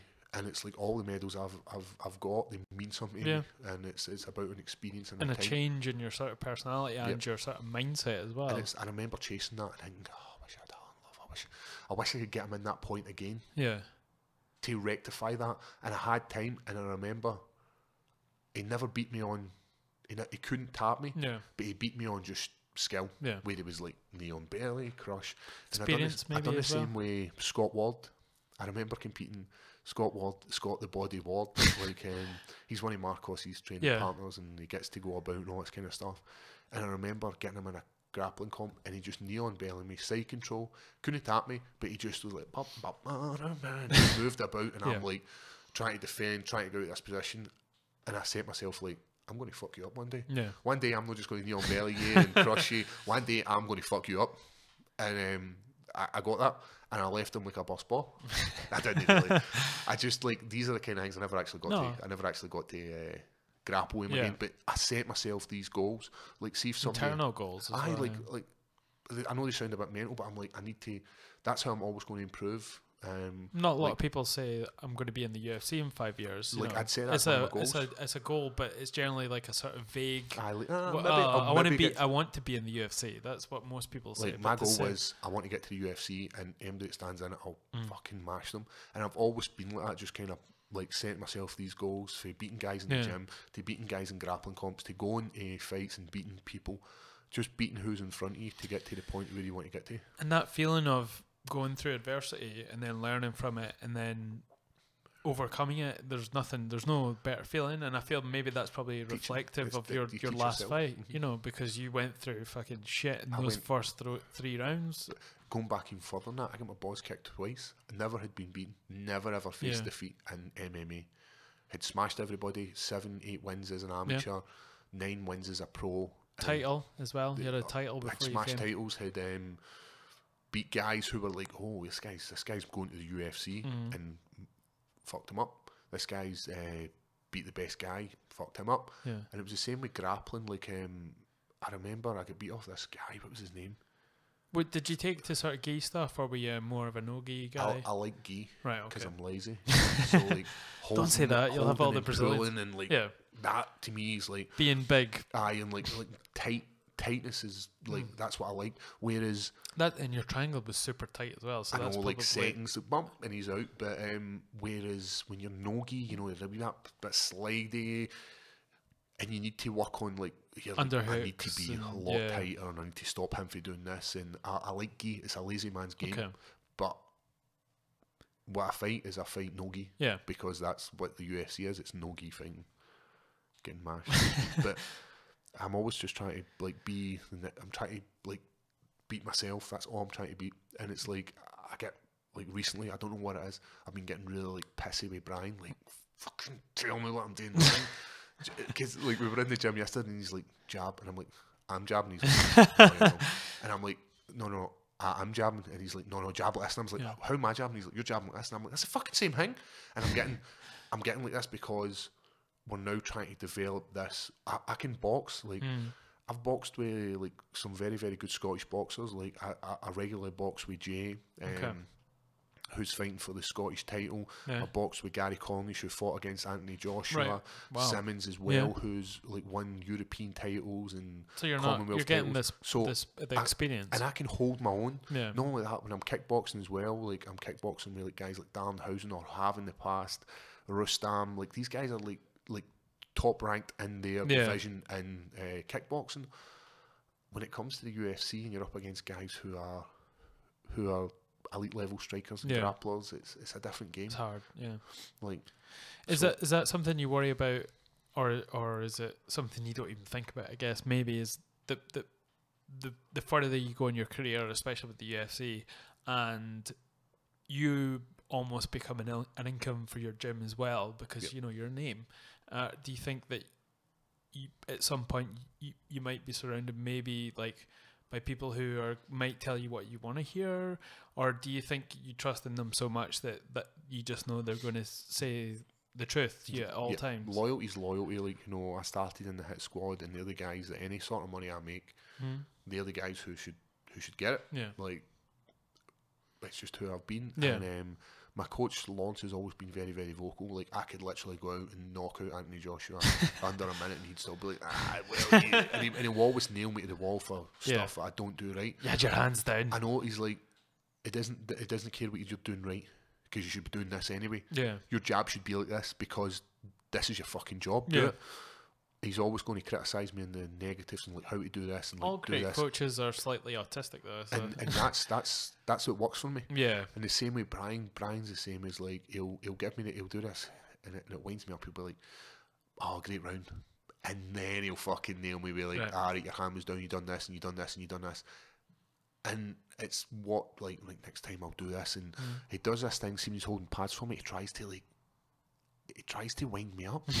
He tries to like fucking piss me off. Like, you're hitting pads today, and he's like, yeah, step in when you're doing that. I'm like, I am. And he's like, no, you're doing this, and he'll do this wee shitey like this is what you're doing, and he'll mock you, like mock me, and I'm like, no, it's no. So see, the next time I hit that, I try and break his hands. I'm like, oh. So do you think he's trying to bring a bit of aggression out you in your striking? That's what he's trying to do, because when it comes to grappling, like in the gym or wherever I'm going, I grapple like it's my last grapple. When it comes to boxing, I'm like, yeah.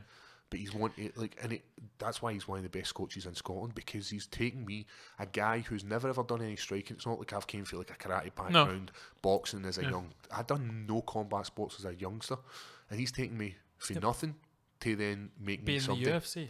Like, there's like not a lot of coaches can say they've done that. It's obviously his part in it as well as you, obviously, but it's you and your training partners and him that have had a part in that, and it's obvious. You know, if you've never done anything before and they take you to that, it only means that that's a part of it as well. Yeah, he's coaching the way he knows how to deal with different people, and obviously Bungard as well now. He's coming up. Exactly, Bungard's a totally different guy for me when it comes to how to coach him, and Brian knows how to deal with Bungard. Okay, I don't know how to deal with Bungard. Bungard gets pissed off with me from trying to get him, like, see if I'm holding pads for him. There was this, I remember he was fighting in a show, and it was FFC, and Brian and the team went out with Kev Devine to fight, and Brian's like, Paul, stay with Chris and let him hit some pads. I'm like, right, cool. I was fucking pissed. Right, Bungard, I want you to do this, and he just get pissed at me, and he's like, fuck up and sit down. Because I was like, right, what I want you to do is I want you to do like a spinning back fucking twisting kick, and then what we'll do is we'll do a Superman elbow. And he's like, Paul, sit the fuck down. Like, so Brian knows how to deal with him. Brian knows how to deal with all the fighters. It's part of his job. It's not just about coaching, it's about man management. How can you manage this person? Of course. And Brian's great at it. But he has a team mentality, but also knows how to work with individual fighters is super does. important, you know. So what's the plan now? Obviously, you got your contract. I heard you talking. Maybe someone asked you about if you'd go down to welterweight. Welterweight, is that something you would do? No, middleweight. Middleweight. We went to the UFC Performance Institute, and how was that? By that's the way, amazing. You know, like, this is the best of the best of the best. Like, they've got a squat rack that can tell you how fast your bar's moving, how much power you're putting through each leg, Fucking your hell. explosive power. We done VO2 max, and is it something they invite all their fighters to do? As a fighter, you're entitled to this. Okay. Because what they found was, if their main event pulls out, they lose millions of pounds. But they can prevent that from happening by having the best striking coach, the best strength and conditioning coach, the best nutritionist, physios, you name it. They're the best of the best in their division, and they're all under one roof. And you can go in, like, I follow their strength and conditioning program. Any issues, I message Bo and be like, Bo, can, like, what about this? That's his Bo name. Jackson. Bo Jackson. Bo Sandoval, his name is. You can follow him on Instagram, and he puts up some cool videos. Really? He's awesome, man. Is he like the main guy over there? He's not the main guy, but he's a main strength and conditioning coach, and all, like, everybody you meet in the UFC are fucking awesome. Yeah. Like, there's not one person I've met and been like, he's a fucking douchebag. Everybody I've met, like, they would bend over backwards and help you, and they're amazing. So I follow a strength and conditioning program. What was that I was going to say? You went over there because we went over, and they do this thing called like a dextro scanner. Okay. And what they do is they have you lying down, you don't move, and it's like 10-15 minutes. I fell asleep, and they just like, it scans your body. Right. Checks like how dense your muscle is, how dense your bone is, like how much body fat you've got on you. And like, I always thought I could make middleweight because Luke Rockhold, who's 6'4" as well, roughly the same shape as me. Yeah. Makes middleweight. Right, Like, okay. I could easily do that. And that's always been in the back of my head. But when I went and get the scans and all this kind of stuff, it turns out I can't do it. Right, okay. With my lean... Because you're quite lean when you come to fight as well. But my actual... I don't carry a lot of muscle. No. But my actual... Me to make middleweight, I would have like 2% body fat. My muscle wouldn't be there. I wouldn't have as much muscle. I've got really dense bones for some reason. I don't know why. Like, Scottish, probably. It's fucking adamantium. Bearjew, that's why. It's like Wolverine. But I've got dense bones. Neanderthal. This big jaw, this big forehead. But that's like when they done that scan, and you could look at it, and they give you all the stuff away, and you can see, well, like, you could do it. Yeah. But this is what it would entail. Do you want to do this? Do you want to take your body to like 0.2% body fat, where you're fucking ripped to death, man, and if somebody sneezes, you're dead. So if Anthony, what's his name? The guy that Rumble Johnson. Yeah, if he can get down to, was it welterweight? He got down to huge, man. Anybody can cut any middleweight. I know, like, and you've got this crazy cut. I'd never really cut weight before. Right, okay. I'd done like a Paul Craig cut, which was like, stay off the fags, stay off the booze. It was the buckfast. But I'd get to a point where I'd diet down to like 97, and then I would just cut out the rest, like stop fast, and then my body would get in shape. And Chris Bungard is, when it comes to water loading, he's the man. Right. Like, he's the guy who knows it. Have you never done water loading? I've never ever done it. Okay. We were leading into London, and I was 100 kilograms. Wow. And I had to make 93. Chris Bungard's like that. Come see your dad. I've got you, man. Like, do this, and Brian's like, Bung, he's heavy. He's fine. And he done the salt baths with me and done his whole process. And we went down, we stepped in the scales, and I was like, shite myself because I didn't want to go back in that salt bath. Like, please God, no more salt bath. And he was bang on the weight. Nice, that's and brilliant. Just turned around and Chris Bungard's like that. It was like, you know, after you've just won in Street Fighter, and like the guy just stands there like, and like he just knocked out the park. And MD that asked me about, MD guys that asked me about weight cutting in the gym, I say to them, go and speak to the bad guy. That's crazy that you got to your latest fight in the UFC, and that was the first time that you'd cut through water loading. I mean, it's good though. You can see it in my body shape as well, because my body shape had like massively changed. I was carrying a lot more muscle, and my weight spiked right back up come fight night as well. Something I'd never ever done. I've always went in at like 94 kilograms, and then you're fighting against a guy who's like 100 kilograms, and there's it might not seem like a massive disadvantage, but it has been in the past for me. So what would you prefer? Maybe doing the sort of fasting leading up to it, or the water loading? And I like the Chris Bungard fast. The Chris Bungard water load. Is that because you can eat still leading up to it? Yeah, like I never ever, one of the things I never ever done, like see when I was making 97, I never ever like neglected my diet. I would always eat well. It wasn't like I was like, oh, I'm so hungry. I would never ever do that to myself because I need to feel. One of the things I did find out going to the UFC Performance Institute was that I was on a calorie deficit. Right. Like for me, just lying down doing nothing, 24 hours just doing nothing, my body consumes 2,300 calories just lying there doing nothing. So when they done my nutrition plan, they had me up at like 5,000 calories, which is magic, and you never ever feel hungry. You know, I go to like there's Wednesday nights a killer for me, because I can't get enough fuel into me, because I do 3 training sessions at night, 1 in the morning, 3 at night, and I'm finishing at 9 o'clock, and you're like force feeding yourself like the rest of your calories, and I'm like, That is always something I struggled with, is the feeding. Like I never feel like I don't enjoy eating sometimes, but I'll do something. I'm so focused on the task at hand that I'll do it just to, you know, get the fuel in. But it was the toughest bit about it for me. It's a game changer when you start fueling your body properly. Like when you go, like when I think about what I was doing as an amateur, like fuel wise, I was like, carrot cake muffin. That's clearly a vegetable and my carbs. That's a good meal here. So now everything's just tightened up. I mean, I went to Toby Cavity when I fought at FFC after I weighed in and had turkey and all that, and I was like tired when I went there. I know, but this is the normal. You're like, this is just what we do because we don't know. If you think about our sport, it's like early days. It's really early days. We're just past the Wild West days. We're now moving into this sort of more civilized sport. As this sport goes, you're going to see bigger, stronger, faster guys. You're going to see guys that are more technical. And you're seeing that now. You're seeing guys like Wonderboy Thompson, Michael Venom Page, whose skill set is so high when you compare them to guys when they originally started, what their skill set was like. Now it's a full. You can't just be a striker. You need to be good grappler, good wrestler, good. Do you think that's why Venom Page is taking his time to get to the UFC? I don't think you'll see him. He gets paid far too much money to fight in Bellator. Do you think so? Oh, aye.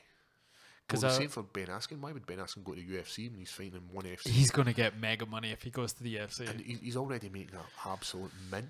Do you think he beats Khabib? I don't know. That's a hard one. I think he does. Because Askren is an absolute elite level. Like he's the Olympic medalist. Like how many times did he win like a medal? I don't know that, but my money would be on him. He invented his own style of sort of wrestling as well. Like it's funky. You look at Daniel Cormier against Emily apart from John Jones. Yeah, he fucks up everybody. He picks them up, slams them to the mat. Did it Gustafsson? He put him on his head. One of the very few people to do that in his later career. I've trained with Gustafsson, and Gustafsson is a savage. Well, he took down John Jones, and he couldn't even get taken down by John Jones. I know, it's crazy, isn't it? So DC, I see him beating Stipe Miocic. Right, you think so? But there's somebody else in the division who I've trained with who light heavyweight who takes the belt. Right. And takes it every day of the week for me, and his name's Eli Latifi. Okay. Really? The guy is a savage. Like, his grappling, his striking, he's everything. Special. He's so special, and he's like 5'6" or something like that, and he's just this ball of muscle. And he, like, I remember grappling him, and he was like, he counts to 3 and he just explodes out, and it doesn't matter. Like, I know exactly what's going to do. And he goes, fight, and he just. Is he actually counting to 3? He counts to 3 to tell me, like, I'm getting up here and you're doing nothing about it. That's crazy. He's special, and I'm telling you, he's the guy who beat DC. So what's your next step then? My next step. Are you taking time out? I need to take time out. Like, one of the things, like, I went back to back. I had 4 fights under a year in the UFC. Not a lot of people do that. No. And before that, before I got to the UFC, I had 2 fights in Bama in 1 year, and then had 2 fights in another promotion. Sorry.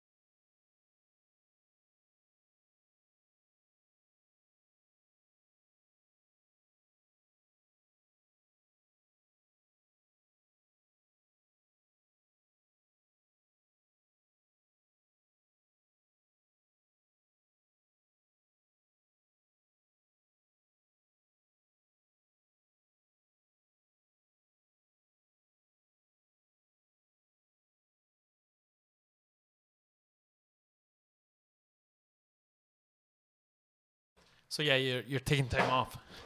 Yeah, because going back to back with these fight camps, it takes a lot out of you. Yeah. So I'm going to like take the summer. Like you miss out on a lot. You miss out on like weddings, having like experiences with your family, experiences with your friends. So even just like having a certain type of food, having a beer, you know. So I'm taking time off, and I'm still training. Like, it's not like I'm not training. My job is MMA. I need to do it every day. I need to wake up. I need to do. Every time you're on your Instagram, you're pretty much at training. I know. Or like, how do you know? How do you know if I'm training, man? I drink coffee and train. That's my thing. And we've got people who are training for fights. We've got Neil Laird fighting soon. We've got Charlotte Park fighting Chris Bungard.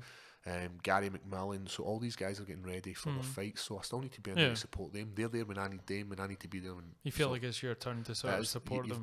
It's part of this team where it's like, if you're selfish, you'll never do well in this sport. You need to give back. So I'll take off summer, hopefully like August, September, October time. I've got a few gigs coming up. I'm going to go and see the Rifles, Kings of Leon, do Transmit. Just relax. I just wanted to like do normal things, but like I can't do them and experience them properly. Like we went and seen Eminem last year, and I couldn't experience it properly because like 2 weeks later I was fighting in London, Glasgow. You couldn't get Stephen on. I couldn't. I couldn't. I couldn't do any of this stuff that normal people do. And I mean, you're probably close to cutting weight as well, so you're. I was watching what I was eating. You're in this environment where people are jumping about going mad, and you're trying to have a good night. And then I went and seen Transmit last year and seen Biffy Clyro, the exact same thing. Good choice. Like a week before my fight, but it wasn't like I needed to do that. It's not only me that misses out, it's like my partner, so she wouldn't go to see a band without me, so I had to take her. She was getting pissed, and I'm like, hey, I was just cutting about. Like, were you the designated driver? I was driving, and the weather was shit, but you know what? Yeah, Biffy made it all right, and I'm going to be able to enjoy them better. I'm going to watch them, and it's going to be a much better experience for me. Not only that, I've got like Chris Jericho next week with Chris Bungard. I was at like 21st. Chris Jericho, you're going to go meet him? We're going to meet, I wish I'd got the meet and greet tickets, but they'd all sold out. How much was it for a ticket? My partner watched us, so it was like £20. I was going to rock up with my Funko Pop and like, can you sign my plastic? Can you put me in a Walls of Jericho? Aye, can you put me in a Craig Clamp? Like, so like get him to sign it, and then like a few weeks after that, I've got like Jerry Law, Jim Ross, like some wrestling. So I like wrestling. Wrestling's what I grew up watching. Like, is that something you like to do when you're not training? Is go to gigs and watch wrestling? That's my thing. Like I'll go and I love music, live music. You can't beat. As a teenager, that was my thing, like to get me out. Like, you know, me and my pal Jim, Gary, we used to sit in my bedroom and play guitar. And, when guys our age were going out and getting pissed and taking drugs and experimenting, we were like, let's what was it? Total Guitar we used to buy, and like, oh, what's the riff of the week?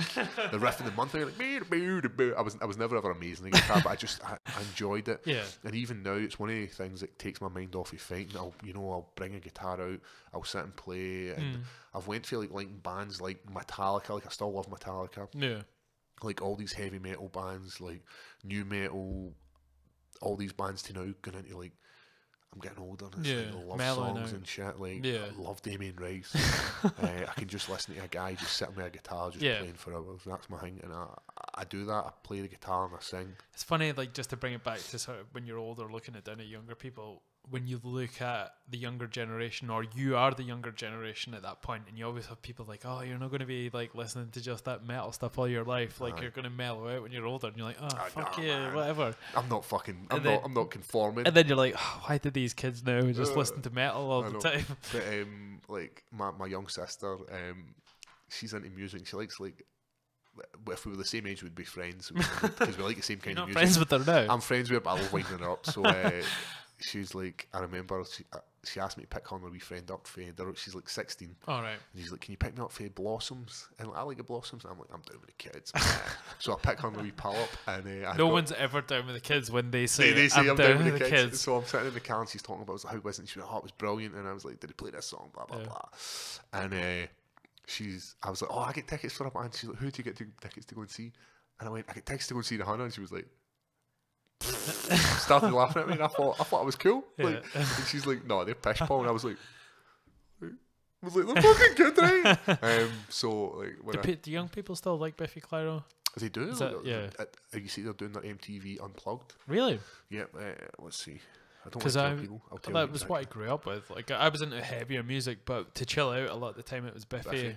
And for people that don't know who are listening from outside of the UK, they are a Scottish band, and they're the guys. They're like a Scottish institution now. They've paid their dues. You know, I don't care what kind of music they release now because I know people criticise them. It's all for the media. They have paid their dues. You look at their first few albums, man, they're absolutely amazing. It's what they wanted to do. Yeah. I'll still listen to their new stuff, but their tickets go on sale on like the 8th of May for like this Unplugged. So they're doing like a proper stripped back Like Nirvana did on MTV. It's exactly what it is. And they're playing the Edinburgh House. What's it called? Playhouse? Playhouse, yeah. That's the guy. Oh, really? It's like, I'm literally going to Shit. stab somebody trying to get to this. Like, I grew up, the very first time I ever seen Biffy Clyro was, they played this gig, and it was like for charity, and it was in like Cumbernauld High School. Now, it turns out, like, years later, Yeah. I've got a Biffy Clyro tattoo, and like, one of the science teachers in my school was like, "Is that Biffy Clyro?" I was like, "Aye," and I started talking to him. It was the first time I seen him. I was there, and was like, "I actually organised that." And I was like, "No way!" And it just, this small world, like, how I managed people to, who love like a he's certain band. I'm friends with one of the ring managers. Like, we're fighting in fucking WWE, like one of the tour managers. And he managed to like get me backstage and all this kind of stuff. Yeah. And like, one of the coolest things was my fight in Sacramento. My partner had messaged Biffy Clyro, and Ben had get back to me and actually emailed, like, sent me a message. And it's like, I find this mental. Like, a few days ago, I got a message from Chasing Status. No way. Like that. Like, that's mental. Like, obviously, Like, I'm just a normal guy. I mean, you're a Scottish guy in the UFC, which is crazy enough. But as your fame grows, and obviously it will after the performance that you put on, and you're active on social media and you get more followers, is it weird the sort of interaction you have now with people who you've looked up to, like Biffy, and then Chasing Status as well? Like, I remember looking, like, after my fight, I remember like just standing absolutely bust. And the wee guy, Spider-Man, Tom Holland. I remember looking at him thinking, I should say something. Is he there? I was there, and I was like, I can't. Man. I'm absolutely bust. I was like a bust ball.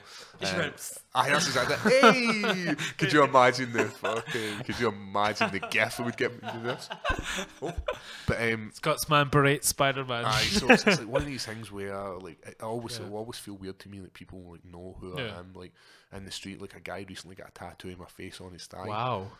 Like, that's a big commitment. That's a big commitment, man. And like, I've got like a huge nose, man, and that's like taking up half this guy's leg. But the funny thing about the tattoo is it's right in his thigh. Right. So every time this guy does a shit, I'm looking right at him. Every time this guy pulls in his wire, I'm there with him.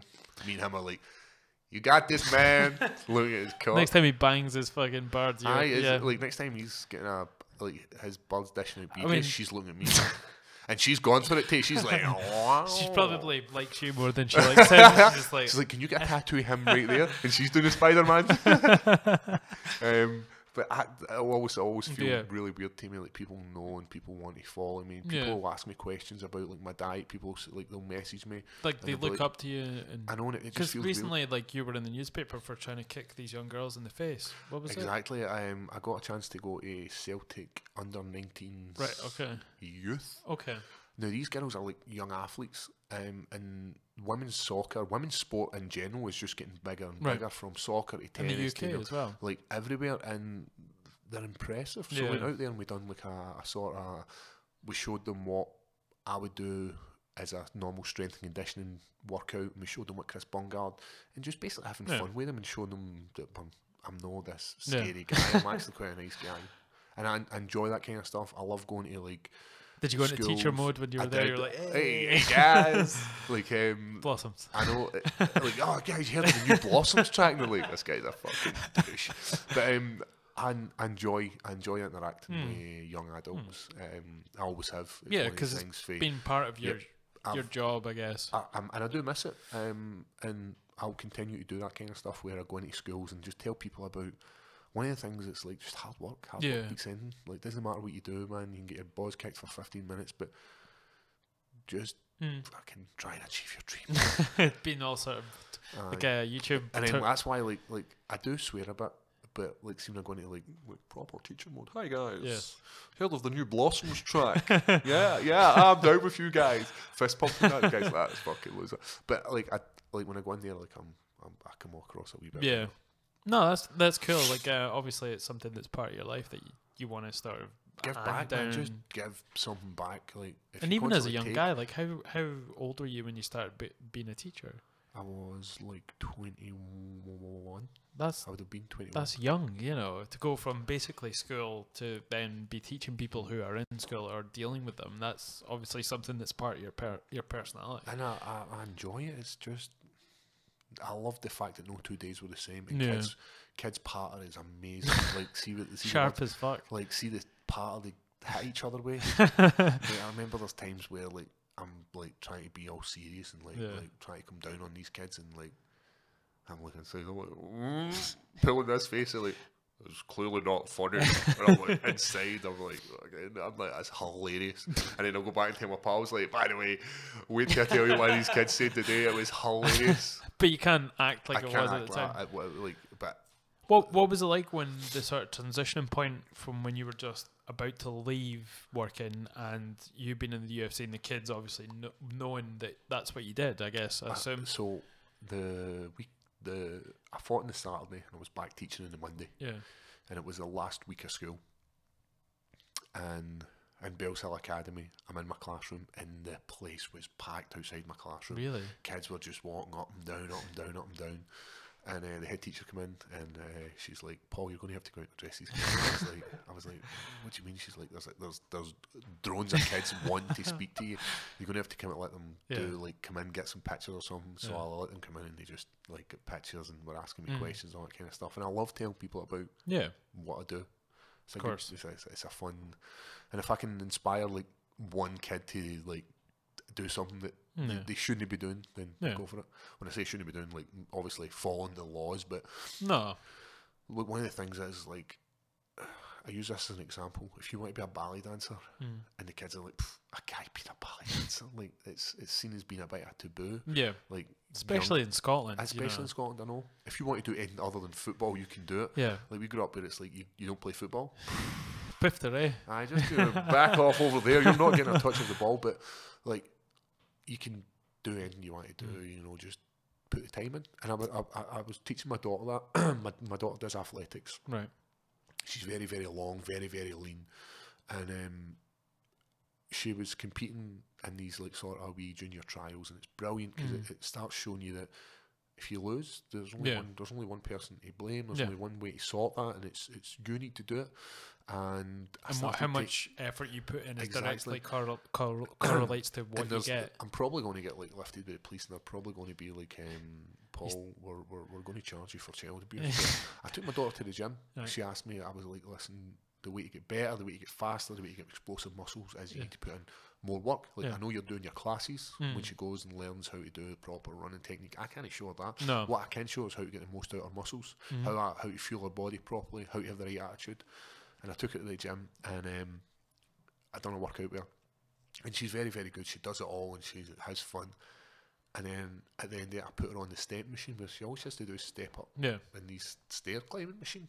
And when did they become a thing, by the way? Exactly. I've never seen them. Like, you've got one just who's coming up the stairs, man. you've got ass. You've got like this nice big. I was watching as you're walking upstairs. Sorry, like, I've been doing squats. Hello. It's fine. So I had got her doing a step machine, and then like it was 2 minutes on, 1 minute off, and it was only four circuits. But that pain kicked in where she's like, Dad, this is sore, and I was like, listen, this is what you need to do. Like, do you think I wake up and my body's not sore? My body's always sore. There's very rarely a day I wake up and I put on gloves a few days ago and this whole muscle, ma'am, just felt so tight. And I was trying to explain that to her. And then after it, in the car, she got a bit teary. And I said, what's up? She's like, it was just sore and I wanted to stop. And I was like, see that feeling you're feeling right now? See when it comes to running and you're competing against somebody? Use that. Like, you think about the hard work you've put in. If they done that, if they put themselves to a point where it's so sore that they're wanting to cry and their emotions, and she's at an age where her emotions are all up in there anyway, but I wanted to like show that like just because it's sore, it doesn't necessarily mean you can't push through it. If you run and you're running like a marathon, the pain kicks in, but it's about you to push through it. Like, and I was trying to explain to her, like, do you think I enjoy getting punched in the face? No. But I need to do it. I need to push myself to this point where this is just a normal feeling for me, to push through and just achieve whatever it is you want to do. And then I started saying, what is it you want to do as a job? And she's like, I don't know. And I went, do you want to have a normal Monday 9 to 5 job where you just go into society and you follow what everybody else does? You then get a house, get a car, get a family, get married, bum, bum, bum, bum, bum, and do exactly what everybody else does and just become a cog in this world. And like just trying to like spark something. So she's like, no, I don't want to do that. I want to be a professional runner. I want to push and achieve whatever I can achieve. And I used to do that with kids in school. Like, see if I can get them just one kid. If I've got a class of 30 and I've got one kid who's like, Paul, you know what? I want to do this, and you push me to do it. I've kids messaging me, like, I remember I had a young guy message me, he's like, Paul, I watched you fight and I want you to do it. I've stopped. Like, a wee guy was smoking, he was taking drugs, and he was getting into this bad world. How old was he? He was like 19. Right. Okay. So he's old enough to know that this shit doesn't happen. No. But he's like... Left school as well, I guess. He's left school, he's gone into this world where it's like, this is what we do. Yeah. We drink, we smoke, and it's hard to get out of that if you get into it. Yeah. And this world just goes like this. Just drags you in, and it's harder and harder to get up that hill when you've got to the bottom of it. Yeah. And he was messaging me, and he's like, how do you do this, and what about diet? And I'll take the time to message him, and I'll be like, how's it going, man? You doing well? Were you training today? Did you do this? Bum, bum, bum, bum, bum. No, why did you not do that? Why are you not pushing yourself? Like, you can achieve anything you want to be. You want to be different for everybody in your family. Yeah. Like, we grow up and we see generations are like, my dad didn't work, my mum didn't work. This is what I'm using. But you're as an just like example. us as a people. I know, and then you're like, right, well, they two don't work. I really need to work. The government will give me money, and I can just sit in the house, play computer. Then they have kids in the same sort of generation. Don't. I'm not saying that's for everybody, but there is you a need to have some. part. You need to have something, like, you need to step out of that circle and be like, you know what, I'm going to do something different. None of my family have went to university. I'm going to do it. Yeah. Like, I'm not very smart, right? I need to do this. There's always something. Like, there's something there for everybody. You just need to find a way to spark some sort of, ignite your grey matter and be like, school was never for me. I hated school. They taught you in the wrong way. Sit down, shut up. I'm very, very hands-on. See, when it came to sport, I blew everybody out of the water. Man. It didn't matter. Like, see, if it wasn't MMA, see, if you said to me, Paul, I want you to go and do gymnastics, I'd have been exactly the same. If you give me if you give me the tools, and you would have found a way to get better. If you like ignite something, then you can achieve anything you want to achieve. But you just have to find that thing that will ignite you. And if it's not sport, and maybe it's sciences, or maybe it's like art, there's always something there to try and just spark that.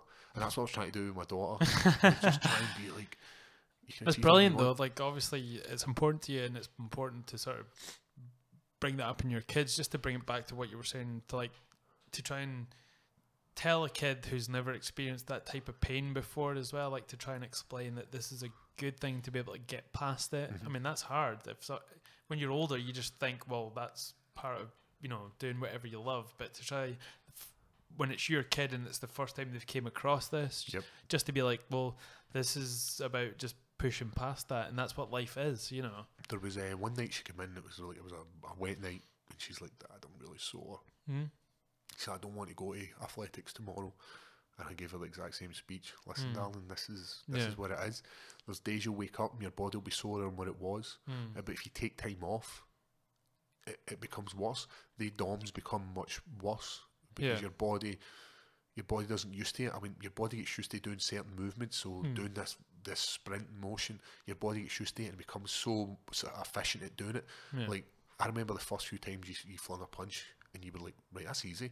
You start repping it, and you start like boxing, flinging 1-2s, and the muscles start to tighten up, and you wake up the next day and your back's going, you're like, how's this? But then your body gets used to doing it. Your body gets used to doing the positions. It was like yoga for me when I started doing like straight arm scapular lifts, and you're holding your body properly like a plank, and your core's tight, and your shoulders are engaged, and your triceps are rolled back. The next day I woke up, I was like, I didn't actually do much, but my back is in bits. Deceiving. It is. But then your body gets used to it, and that's the great thing. It's adapting. Humans, we adapt to everything. Whether if we're in like 32 degrees heat, if we stay in deserts, jungles, it doesn't matter. We adapt to it, and it's like the body will adapt to it. And you tell it to adapt to. Getting kicked in the face repeatedly, your body will adapt. Yeah, it feels like it's going to shatter the first time it ever happens, but I know. Once you get used to it, you're like, punch, easy. Well, yeah, like that's always one of the, if you've never been in lots of fights as a child or grown up or whatever, that is one of the things that terrifies you when you're doing a sport. And it's like, well, what happens when I feel that first punch? You know, am I going to like just melt? And then you experience it and you're just like, well, do you remember the first time your lungs burned in sparring? Yeah. And there's two things that kick in: your fight and flight, where you're like, your body's telling you, we've never experienced this before, and we're going to get lit up, and it's like bam bam, and the guy's just coming forward because his lungs aren't burning, but yours are, and he's like bam bam bam bam, and he's just firing these combos, and he's like playing a wee tune in his head like, everybody get up, singing, and he's loving life, and you're like, you're listening to some fucking Enter Sandman, your body's like, and he's just lighting you up, and your lungs are still killing you, and you do something to try and combat that, and your lungs just burn even more. And it's about like when that becomes norm, and you're like, I can or knowing it's not going to kill you and just working through it. It's like when to put it in a sort of jiu-jitsu terms, if you're being smothered by someone bigger and you've not been rolling or grappling for a while, or you've taken time off, and you just feel that sort of overwhelmingness, like you're like, I'm going to tap to just being an absolute pussy, you know, not because they're taking me out. And it's always good to be flung into that. Like like when I went and trained in Sweden, I'm used to being the hammer. Right. And it's great being the hammer because you get to hammer nails and you're like, bam, bam, bam, playing fun. You can have your own way. When you become the nail, and there's a guy who's, give me a second, my muscle's just about to cramp up. Don't kick the camera. Just sorry. And when you go in there and you happen to be the nail, and all these things kind of kick back in, stuff you thought you get used to, like, oh man, because these guys, like Gustin's the top tier. He's the top tier guy. And then you then become, and it's always good. It's always good being humbled. And how do you get humbled when you become the best? You know, how does that happen? You know, is it through becoming the best? Is not a great thing. Is no, it? Like, I mean, we need to have like some sort of subjectively. Some people would say Conor McGregor's the best, you know, and he's reached a point where what is going to humble him, and is it going to be what he's going through? How do you drive a guy that's got everything? What's his driving force? Like, what is it? Like, because let's be honest, in the grand scheme of MMA, he's won belts, he's won loads of money, he's won loads of respect. The guy doesn't need anything. How do you get somebody who's and brought so much new fans to the sport as well? How do you, for that, get a guy, inspire him to get back up and fight again? It's and tough. even against guys like Khabib, who we all have our opinions about whether he's going to beat him or not, or whether he can knock him out, and all this kind of stuff. But how do you just like, you know what, I'm going to have a really horrible fight here, or I can lie in bed and I can spend loads of time with my family? And I think the only thing maybe entice him out is if it was in Russia, but supposedly it's not going to be in Russia, I think now. But they're saying it might happen. I heard September. I don't know. They had booked like I'd heard the UFC had booked like the Russian. Really? They had booked this for September. It's a tough one because what Conor had recently did at the fights. You said he was going to get 7 years. They're potentially what they could do him for a bit. Like 7 years he could potentially get, like, because if there's no sort of if he doesn't face any consequences for this, then that just shows that it's all about who you are and your money. And if he does, I think he will. He needs to. But if he does, then that's going to take a hit to the UFC, and there's going to be a lot of people that only watched for Conor. And it's weird sort of. Look at John Jones. John Jones is a prime example. He's faced the consequences. Right, he's maybe not been as Joe Public would get hit with, but he's still being hit with something. So I think he's like really just into what's the word? Destruct. Like he just likes to. He's like a bomb. Flagellation, you know. He likes to just feel pain that he's causing himself. It's a shame, you know. He could have. See, when you're that young, like I look at guys like I hear people criticising Justin Bieber. The guy's like a young guy, he's got all this money. When normal shit becomes like for us, normal is like going to work and doing this. But for him, normal, he's like, I'm partying here. When that becomes norm, you need then something abnormal. And honestly, man, I think that young guy's held his shit together pretty well. Could you imagine giving even me, you, the amount of money this guy, the amount of fame this guy? Could you imagine holding your shit together, being like? I've always said if I was his age when he was like at the height of his fame, you know, maybe 19, and I had all that money, I would be. You know, I'd be on telly on YouTube snorting all sorts of strippers, and then, you know. 100%. I think he held his shit together well. I think he deserves a medal. I think the Queen should fucking knight him. Like, mate, see, just she probably could because he's Canadian. I see for the fact that you've got all this money and you've held your shit together, right? You maybe spat some fans and you've done some weird shit, but for me, you've done enough. So Justin Bieber. So bowl cut. It's hard, and you see it with like footballers when they get like normal guys get to this money and this fame, and they just go fucking after tits. Now I know you're very much into wrestling. There seems to be like a little scene like a huge scene going on in Glasgow as well, and I loved it when I was younger. Have you ever been in ICW? No, I haven't. My advice is it at the garage in Glasgow? Is that what it is? You know what? For indie pro wrestling to sell out the Hydro. That's a huge thing. Yeah. They've sold out the Hydro as a small independent wrestling company. That's mental. Bringing over people like big names like Triple H. They've had Mick Foley. They've had Rey Mysterio. They've had all these guys who are like superstars in their events, which is crazy. What do you think that's driven that then? I think it's like everybody, like, it doesn't matter what age you are, everybody's grown up watching wrestling. Yeah. If like, well, we're all from the Raw era. I know, like which we were spoiled. Yeah. Like, I posted something the other day, and it was about it was one of his kids. It was a dad and his son, and the son's playing with the figures. And it was Roman Reigns was going to pin Stone Cold Steve Austin. The dad's like, whoa, what? And the son's like, well, he's fat, he's got a beer belly, he's baldy. How's he the man? His dad's like, no, Stone Cold's the man. Stone Cold's music used to come on, and it was the glass shattering. But we grew up watching that, and even if you didn't, there was some sort of involvement. Whereas, like, see, being a young guy, you would still be out the back garden wrestling. And I think it's these guys have then fallen away from wrestling, because in society it's no good to be like 25 and watching wrestling. So these guys fall away from wrestling, and then they find this ICW, which is like, the storylines are hilarious. They've got like some great actual wrestlers. And these guys are making their way to the WWE, getting onto NXT. And when we were younger, like, to go see like a WWF or WWE at the time, it was, you'd have to go, you know, to America, and then when it came, it was in London, and then eventually I think it was Glasgow. But it's now been so more when it's accessible. on your doorstep, like, people are going to go. It doesn't matter what one you go and see, if it's ICW, PBW, whatever it is. There's loads of these promotions out there, and all the wrestlers will do like these circuits, and they'll do different things, and they'll have different characters.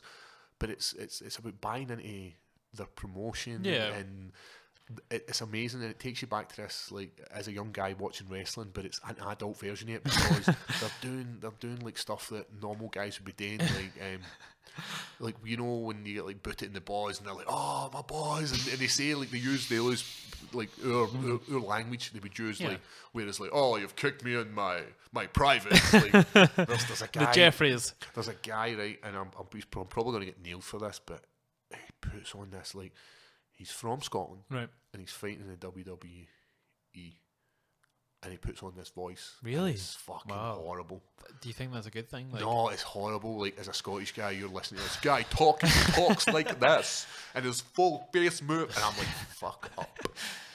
Is Grado still wrestling? I think he does. I think he's. Have you met Grado? I've sort of bypassed him, like, and he's like, I'd love to have him on the podcast. He's like, you're doing MMA, pussy.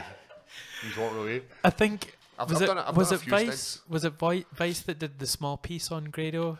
And it was before he was trying to... Remember when he was trying to get into the BBC have done document. That was when it opened up to me. When I seen him on the BBC, and I was like, this guy's hilarious. But do you know when he was on the beach? Maybe he was at Saltcoats or something, and he was like, oh, there's a speedboat. I killed myself laughing. Just him saying, oh, there's a speedboat. Vice done their own wee piece on him. Yeah. It's crazy, like, how a guy, just a normal, like the same as myself, who can be a normal guy, and just by doing just by getting his name out there, he becomes... Do you think he's playing a character slightly? 100%. Yeah. 100%. Because that wasn't actually him in the documentary. It felt like he was playing somebody. Yeah. We've seen these videos of him calling people out, and I imagine it's just him, like a mental version of him, where he's taking who he is and just making it a wee bit mental. It's like Lemmy, all his characters are like just a little bit screwy version. But it works, and I like the stories, and when I go and watch the ICW, it's brilliant. I loved in that documentary where he talks about how he doesn't like working out. You know, he likes. I know, and but then that's that everyman thing, isn't it? Where it's like, just I could do that. It's genius. Like, the way he portrayed himself is absolute genius. I know, and you look at guys like these big muscular guys like Goldberg, who's ripped to death, and you know, he never ever appealed. No, he never ever appealed. But who looks like that in Scotland? Exactly. When you look at who was a man for your generation, was, as I said, Stone Cold. Yeah. He wasn't ripped to death. Mankind. Aye. Exactly. We like these like weird looking guys. These guys. I was a Jeff Hardy guy. Did you like Hardy just because they're a wee bit mental? Like, they did that sort of like, I'm going to launch myself or something. I liked more. Yeah, I used to do that in high school. You know how the partitions in the gym hall would come out? You know, the ones that were like the bars you climb. You were up there. I used to go up the top of that, and I'd do swanton bombs on the crash mats, but like all the way up there as well. And I was like, if I did it now, I'd fucking die. I remember I stunned somebody in basketball. I done the kick, and he never. I went, oh, stunner, but he just went this, and he went, I slid forwards. So I slid off his neck and I fucked my ass off the ground. Yeah, because you hurt your tailbone. And I was like, oh. My Do you tailbone remember everyone was doing that with Ali G? Aye. Like the wrist. That's what happened at that era with the Stone Cold Stunner. People were breaking their cocks out left and right. That's exactly what I done. I stunned this guy, stunned Mark, hitting my ass, and like it was like I was doing like a sort of dance where I'm like, oh, you fucking bastard. It was horrible, man. And I gave up the days of the stunner up and done. But is it something that you ever thought you'd go into? Did you want to go into wrestling? I never ever crossed my mind. Now, like, because you've done a few things, like you've been in the ring. I have. You and Me Bungard, and Chris Bungard, where he turned on me, my teammate turned on me. I would like to do more. Like, because I can wrestle, not wrestle as in like I can do their kind of wrestling. When you've done MMA, you know the basics of sort of every sort of format. They got me in recently. I've never ever put the video up. I've got it on my phone and I'll show you, and it'll turn your skin, your full body will go, oh yeah, fucker. They got me in a few weeks ago, and one of the guys was Chris Toll. He was giving one of the ring guys was giving him a bit of hard time, so I was to come in, you know, like, stole in, getting it the biggin, and I was to like sort of, I've had enough of your push. So he's standing in front of me doing the whole shaky hand thing, right? And I was to hit him. And I'd voiced my concerns to the guys who said, punch him. And I said, listen, do you understand that I can, like, I might not look like I'm good in MMA. When it comes to punching a standing object, I can fucking punch it. And he's like, no, just tell the guys, hit here, boom, boom, boom, sell it. What? Sell it. I'm like, cool. So I walk out, he's doing the whole shaking hand, I slap a hand out, Hadouken!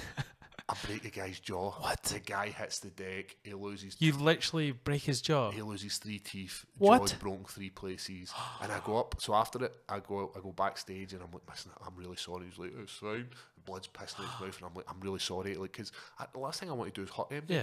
And I go up a few of my pals there, and they're like, that boy sold that punch, didn't he? And I just went, he never sold that punch, mate.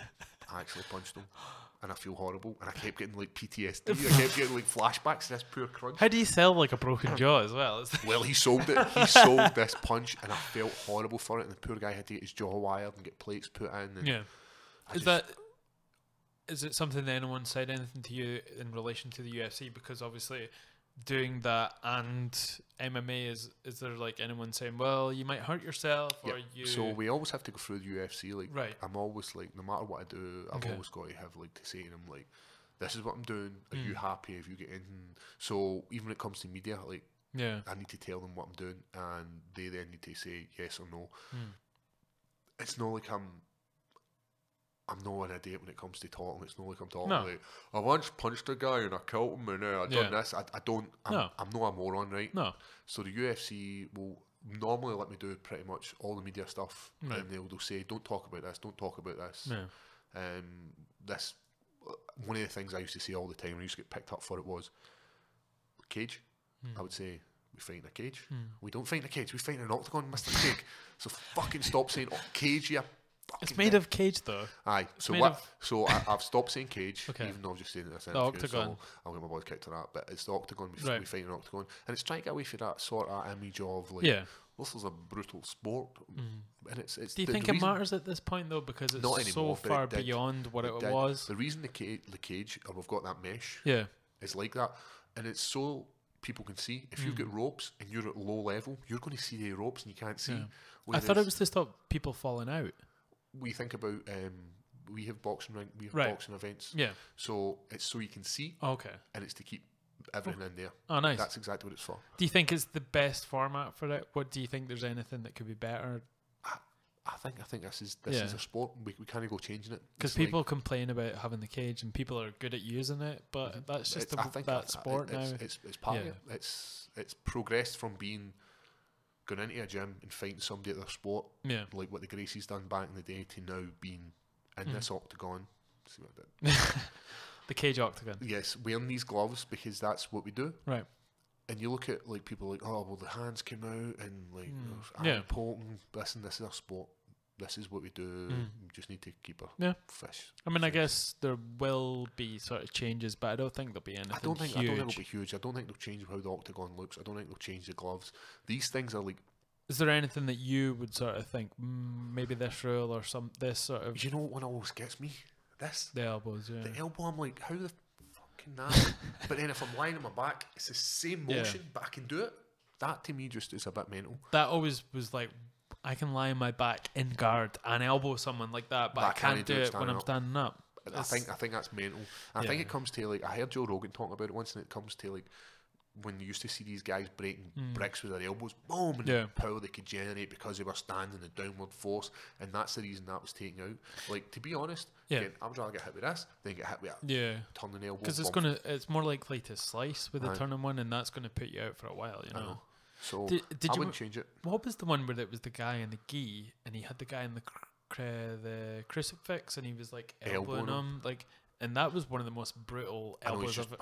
And the guy's out, and he's still like mashing him in the face. Early days, same again. Wild West. Did you see my spinning back fist in my last fight? Yes, I saw that. It was beautiful. Like, what happened? And it was like, you know, when you spin, and I thought the cage, so I was nailing with the back fist, bounce against the cage and come off. I spun. The cage wasn't where I thought it was, and I like went to slide down it, and it wasn't there, and I just fell off. And I watched it back, and I'm like, shit. Is there anyone that you want to fight, or is it something that you're just leaving it up to the UFC at this point? We've never ever backed down for a fight. I've always been very vocal. I've wanted to fight like a legend, you know, a guy who's coming to the end of his career, and they do it in wrestling. Yeah. Like, you look at Shawn Michaels against Bret Hart. Yeah. Bret Hart put him over Shawn Michaels because Shawn Michaels was up and coming. The people that are on the way up meeting the person that's on their way down. Aye, that for me is like, you know, someday, like, and I'm not saying Shogun Hu is on his way out, but someday like that, one of these guys would be a great fight for me. I'd love to fight him just to be in the same ring as a legend. Yeah, like to have your name put up against someone that you grew up watching, and it's like a legend of the sport as well. It'd be great. 100%. There's a few people that I'd love to fight. With regards to, I'd love to rectify my losses, right? Because honestly, believe I could have beat these guys. What was it that Khalil? But it comes to mind, and my mind wasn't in it then. Who's that Khalil guy? Khalil Rountree. Yeah, he's fucking huge, massive guy. And that was your loss, wasn't it? Your second one. That was my second loss in my hometown. Last thing I remember was taking a high kick, boom, lights out. But I've learned from it. Yeah. And if Khalil fought the guy who fought Ankalaev, I think it'd been a different fight. Okay. I never ever like to say, oh, the fucking kicked his butters, but but it'd be good to rectify them. I just wasn't in my mental state at that point. And the same, I'd like to fight Tyson Pedro again. You know, absolute stud. We see him against Latifi, and we seen him recently fighting. You know, I'd love to rectify these losses. There's loads of fights I would take, but we'll never back down for a fight. If UFC comes knocking and says that's who you're fighting, and that's who we've taken. Yeah, we've never ever changed any of our fights. We've never come back to UFC and said, well, we don't really want this fight. Can we have this one? Yeah, because it's not who we are. We're like, you know, the UFC want this fight. That's the fight we're going to give them. So you're sort of month to month, week to week. How often do the UFC touch base with you, or is it you sort of telling them that where you are and what you're doing? So I tell USADA where I am. Right. So UFC will never have, like, UFC will not need to know where I am. If, like, for instance, when I done that thing for Celtic, UFC knew about it. Right. So that's when I would touch base with them. I've been in contact with them because I want to go to Liverpool and watch Darren Till. Okay. So I've been in contact with them for that. So you have to, like, obviously they'll hook you up there. Yeah, so I said, any chance I can get some complimentary tickets? They say, we'll need to speak to Dana White. Okay. They go and speak to Dana White. Dana White says, yep, you're allowed. That's cool. I'm getting Are you excited for that one? But you know, like, I think I'm going to do a fight companion for that night, because I did one for the Khabib one, but it was the next day, so a couple of us had to not watch the fights. So you could then watch it and then put it out live. Liverpool, it's going to be brilliant. I know. I've trained with Dan Till. Absolute savage. He's a monster. Absolute savage. I think he's going to destroy Wonderboy. I agree. I just think he's too big and too strong. He is a gorilla. His training partner, Mike Grundy, is something else. If none of you have ever seen Mike Grundy, he is a Commonwealth medalist. He competed in the Glasgow Commonwealth. Is that the guy who rocked in training? Like, recently there was video footage of him. Like, Mike Grundy fights at, like, I want to say, what is it, like 60 or something, or 65, I don't know the weight classes. There's a massive weight class, and this is who Mike Grundy fights with. Mike Grundy put me like in a front headlock, not a choke, and I was like, fucking hell, you're going to take my head off, son. Not only that, he's training with, he's got another training partner called Tom Aspinall, who's another savage. Boxing wise is phenomenal, grappling wise is phenomenal, and he's just got really, really good guys round about him, and I think his head's in the right place, and I can just see the vanilla gorilla doing it. And he's definitely in that place maybe McGregor was like when he was up and coming. He's just in a headspace that can't really be messed with, and he knows he's better than these guys that he's fighting. You've seen him go up against a legend, Donald Cerrone, and just dealt with him like he was like, you've just been dealt, son. Like, who's really done that to Cerrone? Maybe Diaz, like, but he fucked with him like mentally. But and this was a straight up just a beating. Dan Till just beat his ass, like beat him. So yeah, I think that's who's going to win that. I agree. Did you see Thingy was out as well? Chris Bungard's pal, Gunnar Nelson. Oh yeah, because he hurt his knee or something like that. So that fight's out. I always like seeing Gunnar Nelson. I know. I mean, he's such a he's a weird personality as well. He's quite quiet, but he has like an air of sort of like. His grappling is phenomenal. I know. Have you grappled with him? I'm not. Chris Bungard has. Obviously, Chris Bungard's trained with all these guys. Yeah. And what's the report? He says he's. Chris said he fucked him up. Nah, he never. He said he went all bad guy on him. He was like, I fucked him up, dropped some elbows. No, he said, see these guys like, there's levels to the UFC, and these guys are like a top echelon. Like these guys are, and it's good to see when you've grappled with these guys. Yeah. For Chris Bungard grappling with the guys who are roughly his weight class. Yeah. Me grappling with guys like Gustafsson, Latifi, Darren Till, all these guys. It's good to see where you fit into the sort of jigsaw puzzle. Yeah, because it gives you a sort of base for where you think. And it's one of these things as well. Like, you could be an absolute stud in training, and it comes to fight night, and you could be absolute dog shit. Yeah. Or you could be the guy in training who gets their ass kicked to them. And when it comes to fight night, you just switch something. It's the classic stereotype of fighters as well in the gym. There's always these people that in training nobody can take you, and then there's the guys that you see just getting their arse kicked, and they're monsters when they fight because they go into that mode. They're fighters. Some people are technicians, and some people are actually fighters. Aye, and it's hard. I had a training partner, and he'd never ever had any hardship in his life. Now when it came to training, brilliant. We could do it all. He was great with me. When it came to fighting, his nerves got the best of him. And I remember, like, he won this fight, and he won, but he had a massive adrenaline dump just because he put all this. This was everything that he stress. Like stress. His body went for this super fucking flight mode to, and see if he didn't get it done within the first like couple of minutes, he wasn't getting it done. But he did. Went in, boom, and he had another few like sort of low level fights, and then he's like, nah, it wasn't for him. Really. But he was a great training partner. He was a massive help to me when I had my Bama days and all that kind of stuff. And that's good. So, we've been like two and a half hours, man. It's been brilliant to have you on. Usually I end this slightly different. So basically, I'll ask you a few questions. Like, your favourite piece of music? Like you've heard album or something that you've liked for the rest of the whole of your life? Well, it depends mood-wise. Music's one of these things, like how I feel at that time. But recently, and a guy I've been listening to is Dermot Kennedy. I've not had him off. He's just touches the soul. It's nice. Yeah. With regards to an album, I can always put on is Black Sky. Like I'll always put on Black Sky. Good choice, man. Like I used to listen to it and used to try and like single out what instrument was like this is this, and be there. Loads of different stuff. Like I love the Damien Rice O album. The O album's brilliant. You can just put it on and listen. Classic. To it. Stuff like Radiohead. Yeah, I love that kind of music. But also like the sort of I like dancier music where there's like some rap. Just depends what kind of mood I'm in. If I'm in training, I'll listen to like something really soft. Yeah. And Brian will come over and pull it out and put on like some gangster rap. And it's like talking about bitches and slapping them up and shit, and that's what goes with an MMA gym. It was like it was like I was in a couple of tech metal bands when I was younger, so we toured up and down the country. But after we played the gig, we'd end up just listening to Paramore in the van, like everywhere, because we'd just listen to so much. You need to come down, man. You can't just go from 0 to 100. No, and just stop. You need to bring yourself down. So, one favourite movie that you've seen recently, or your all-time? I've seen The Avengers. Oh, good, amazing. 10 years. Like, I know. I saw someone complaining about it on Facebook today, saying that it has no story. Like, it's all storyline. It's all like, I loved how they just tied everything in, and it's just like, right, got it. And it's a first part as well. I know, people and are it's like, still going to get better. So I like that. All-time favourite film, I've got loads, man. I love like depending what kind of mood I'm in. yeah, Like for me, can it be stuff like Caddyshack, Yeah.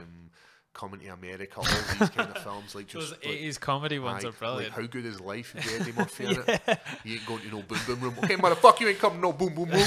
I'll eat your cornbread. Brilliant, like these kind of things, man. Like I love that. More serious films. I love Silence of the Lamb.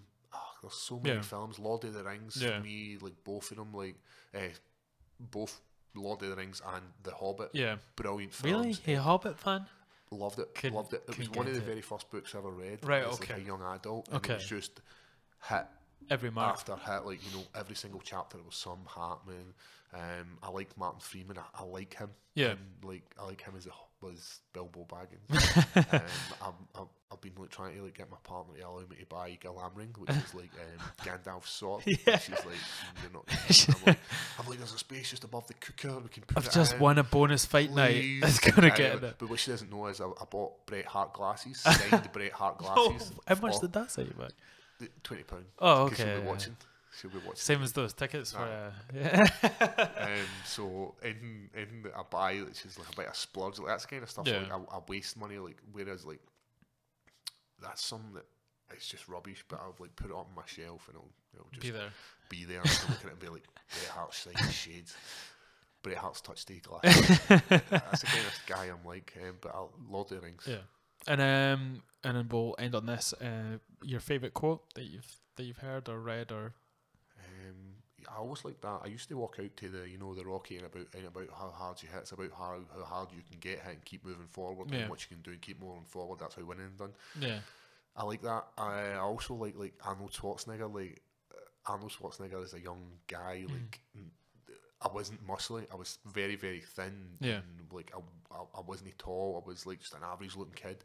And I look up at this guy and this guy's like larger than life and had this accent. Like, I'm going to do my accent because I love doing it. Get down, get to the chopper. You mustn't touch my cookie. I always say these. So I love Arnold Schwarzenegger. So as a young guy, I always looked up to him. So like, and he really said like, what's the one? It's like, what is it he says in Last Action Heroes? Like, rubber baby bumper or something. Rubber baby bumper. I bet you didn't expect me to say that. Like, so I can't remember the exact quote, but I like that kind of stuff. Just them like Rambo kind of stuff. Yeah. Like, I grew up watching all these kind of movies. Like, remember when I said I was going to kill you last? I lied. That kind of stuff. Like, it excites me. Those cheesy lines. Yeah, I love it. Also, like some Lord of the Rings quotes. You know, like seeing I'm watching it inside. Like I'm just word for word there. Like, you know, when like they're up in Weathertop and like Strider's just fucked off to go and get some wood and they're making a wee sort of sneeze and he's like, Strider! Like, I know I'm a loser. Like, people will be like, this guy likes Lord of the Rings and like, all this kind of stuff, but that's like who I am. I grew up as a bit of a geek. I was never ever a cool guy. Yeah. Well, it's been cool to have you on, man. It's a pleasure, honestly, man. It's a good conversation. I enjoy just talking about. And have you got anyone to shout out to that you want to give props to, or your social media as well? You can get me on. I think my Instagram name's Big Paul Craig. Yeah. And PC Craig. PC Craig MMA. Why is it PC Craig? Well, Paul Craig. Oh. PC Craig. I thought it was like because you were politically correct. No, just PC. But that's quite funny. I like South Park with this like PC principle kind of stuff. PC principle. You can get me on in. Just type in Paul Craig. With regards to like giving it a plug, like, you know, people who've been there for the start, like, you know, like Brian, Chris Bungard, James Gallagher, James Green, all these guys who have helped me get to where I need to go to. Training partners like Neil Laird, who's a massive help. The guy takes a lot of time out of his own life to come and help me and prepare for my fights. Guys like Chris Devlin, I'll forget people, but a guy who's always kind of stuck by me and a company who's always stuck by me has been like Hellcat Graphics. I've seen them, they printed your t-shirts. They print that's who does this wee badger. Liam Rafferty was the guy that came up with the Bearjew sign. Oh right, it's like you use it on your Instagram and all that. It's brilliant. It's just an easy way to say like this is who I am. But the thing I like about so if you order a t-shirt online for his store, he sends out these stickers. Yeah, absolutely magic stickers. Like see when somebody posts them, Yeah. I love them.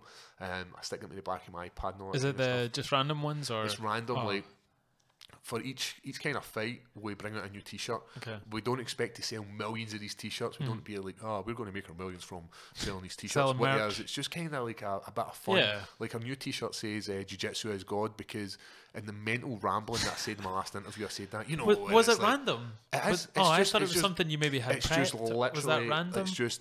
Yeah. What comes out when I talk Jiu-Jitsu is God. I was like, brilliant. no, in a sport, like, I don't even know what I said, but I just remember saying Jiu-Jitsu is God.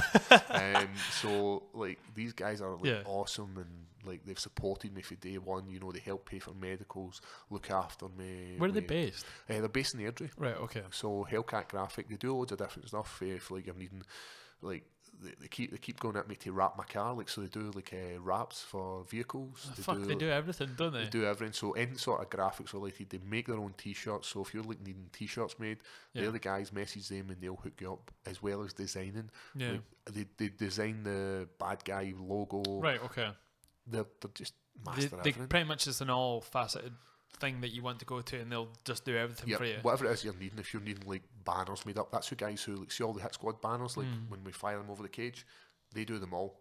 I think Scott Malone, he got his stuff done. He does. Yeah. He does the. I'm sure he done the Scotty Boom Boom. You know, like a Boom Boom. The Probably. bomb. That's who done the sign in the same way. Like Ross Houston, Yeah. Paul McBain, all these guys. Like they're just trying to. They're supporting MMA at the grass level as well as at my level, just to try and help as many people as they possibly can.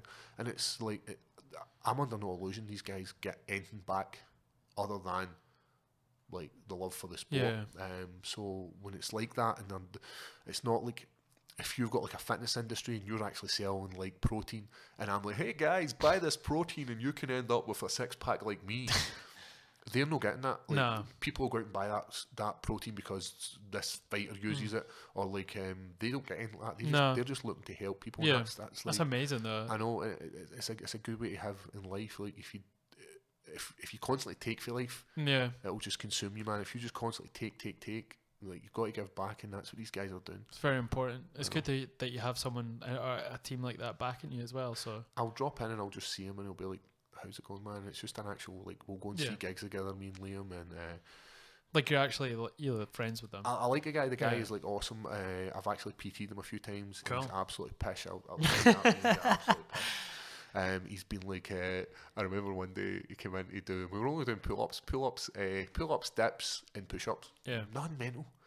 He literally couldn't move after it, and he's like, he goes into the shop to try and get a bottle of water. He has to ask the woman. He has to ask the woman. He's like, can you go into my pocket and get my money out? Hilarious, and he's probably going to be like, you're a dick for even saying that. But he's just an awesome guy, and like the one thing that I love about this sport is just the people you meet. Yeah, like I probably never have met, even though we're roughly the same age, myself and Liam. We're roughly in the same area. We probably never have crossed paths. It wasn't for MMA, so you get to meet some really, really cool people. Like everybody I meet in MMA is awesome, and not even directly through fighting, just the relationships you build out with it. Exactly. People love MMA, you know. One of the things, like, see when you go out locally, like maybe have a beer and like everybody's like, can I get a picture? And like, I feel like this bit of a celebrity, and I'm like, yeah, you can get a picture. and this is my fight pose. I'm on the shoulder, and what they do is sometimes they'll put their arm over my shoulder and make me have to like slouch down, so like a fucking dick. They probably it's Scrooby as Pip. It's not actually. They like underhook me and like, right, come on, you get down. But I'm trying to think who else has supported me. Like in I always forget people, but there has been people who have just been there from the start.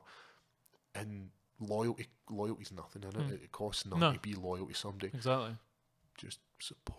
Brilliant, man. It's been awesome to have you on. It's been a pleasure, man. And anytime, honestly, you can come back on when you've got another fight coming on. Literally, man, I can talk. Fuck. Like, people are like, right, Paul, man, we need to wrap this shit up, man. I'd say to my partner, like, listen, hey, I'll be back for 7:30. Don't worry about it, man. Like, in, out, bingo, bango, coffee, boom, hey. She's like, nah, Paul, it's like fucking 10 o'clock before you're going to get home. Anyway, man, thanks for coming along. Thanks very much, man. Peace to everyone watching. It's been great. Right, cheers, dude. Do you come over and give me a hug?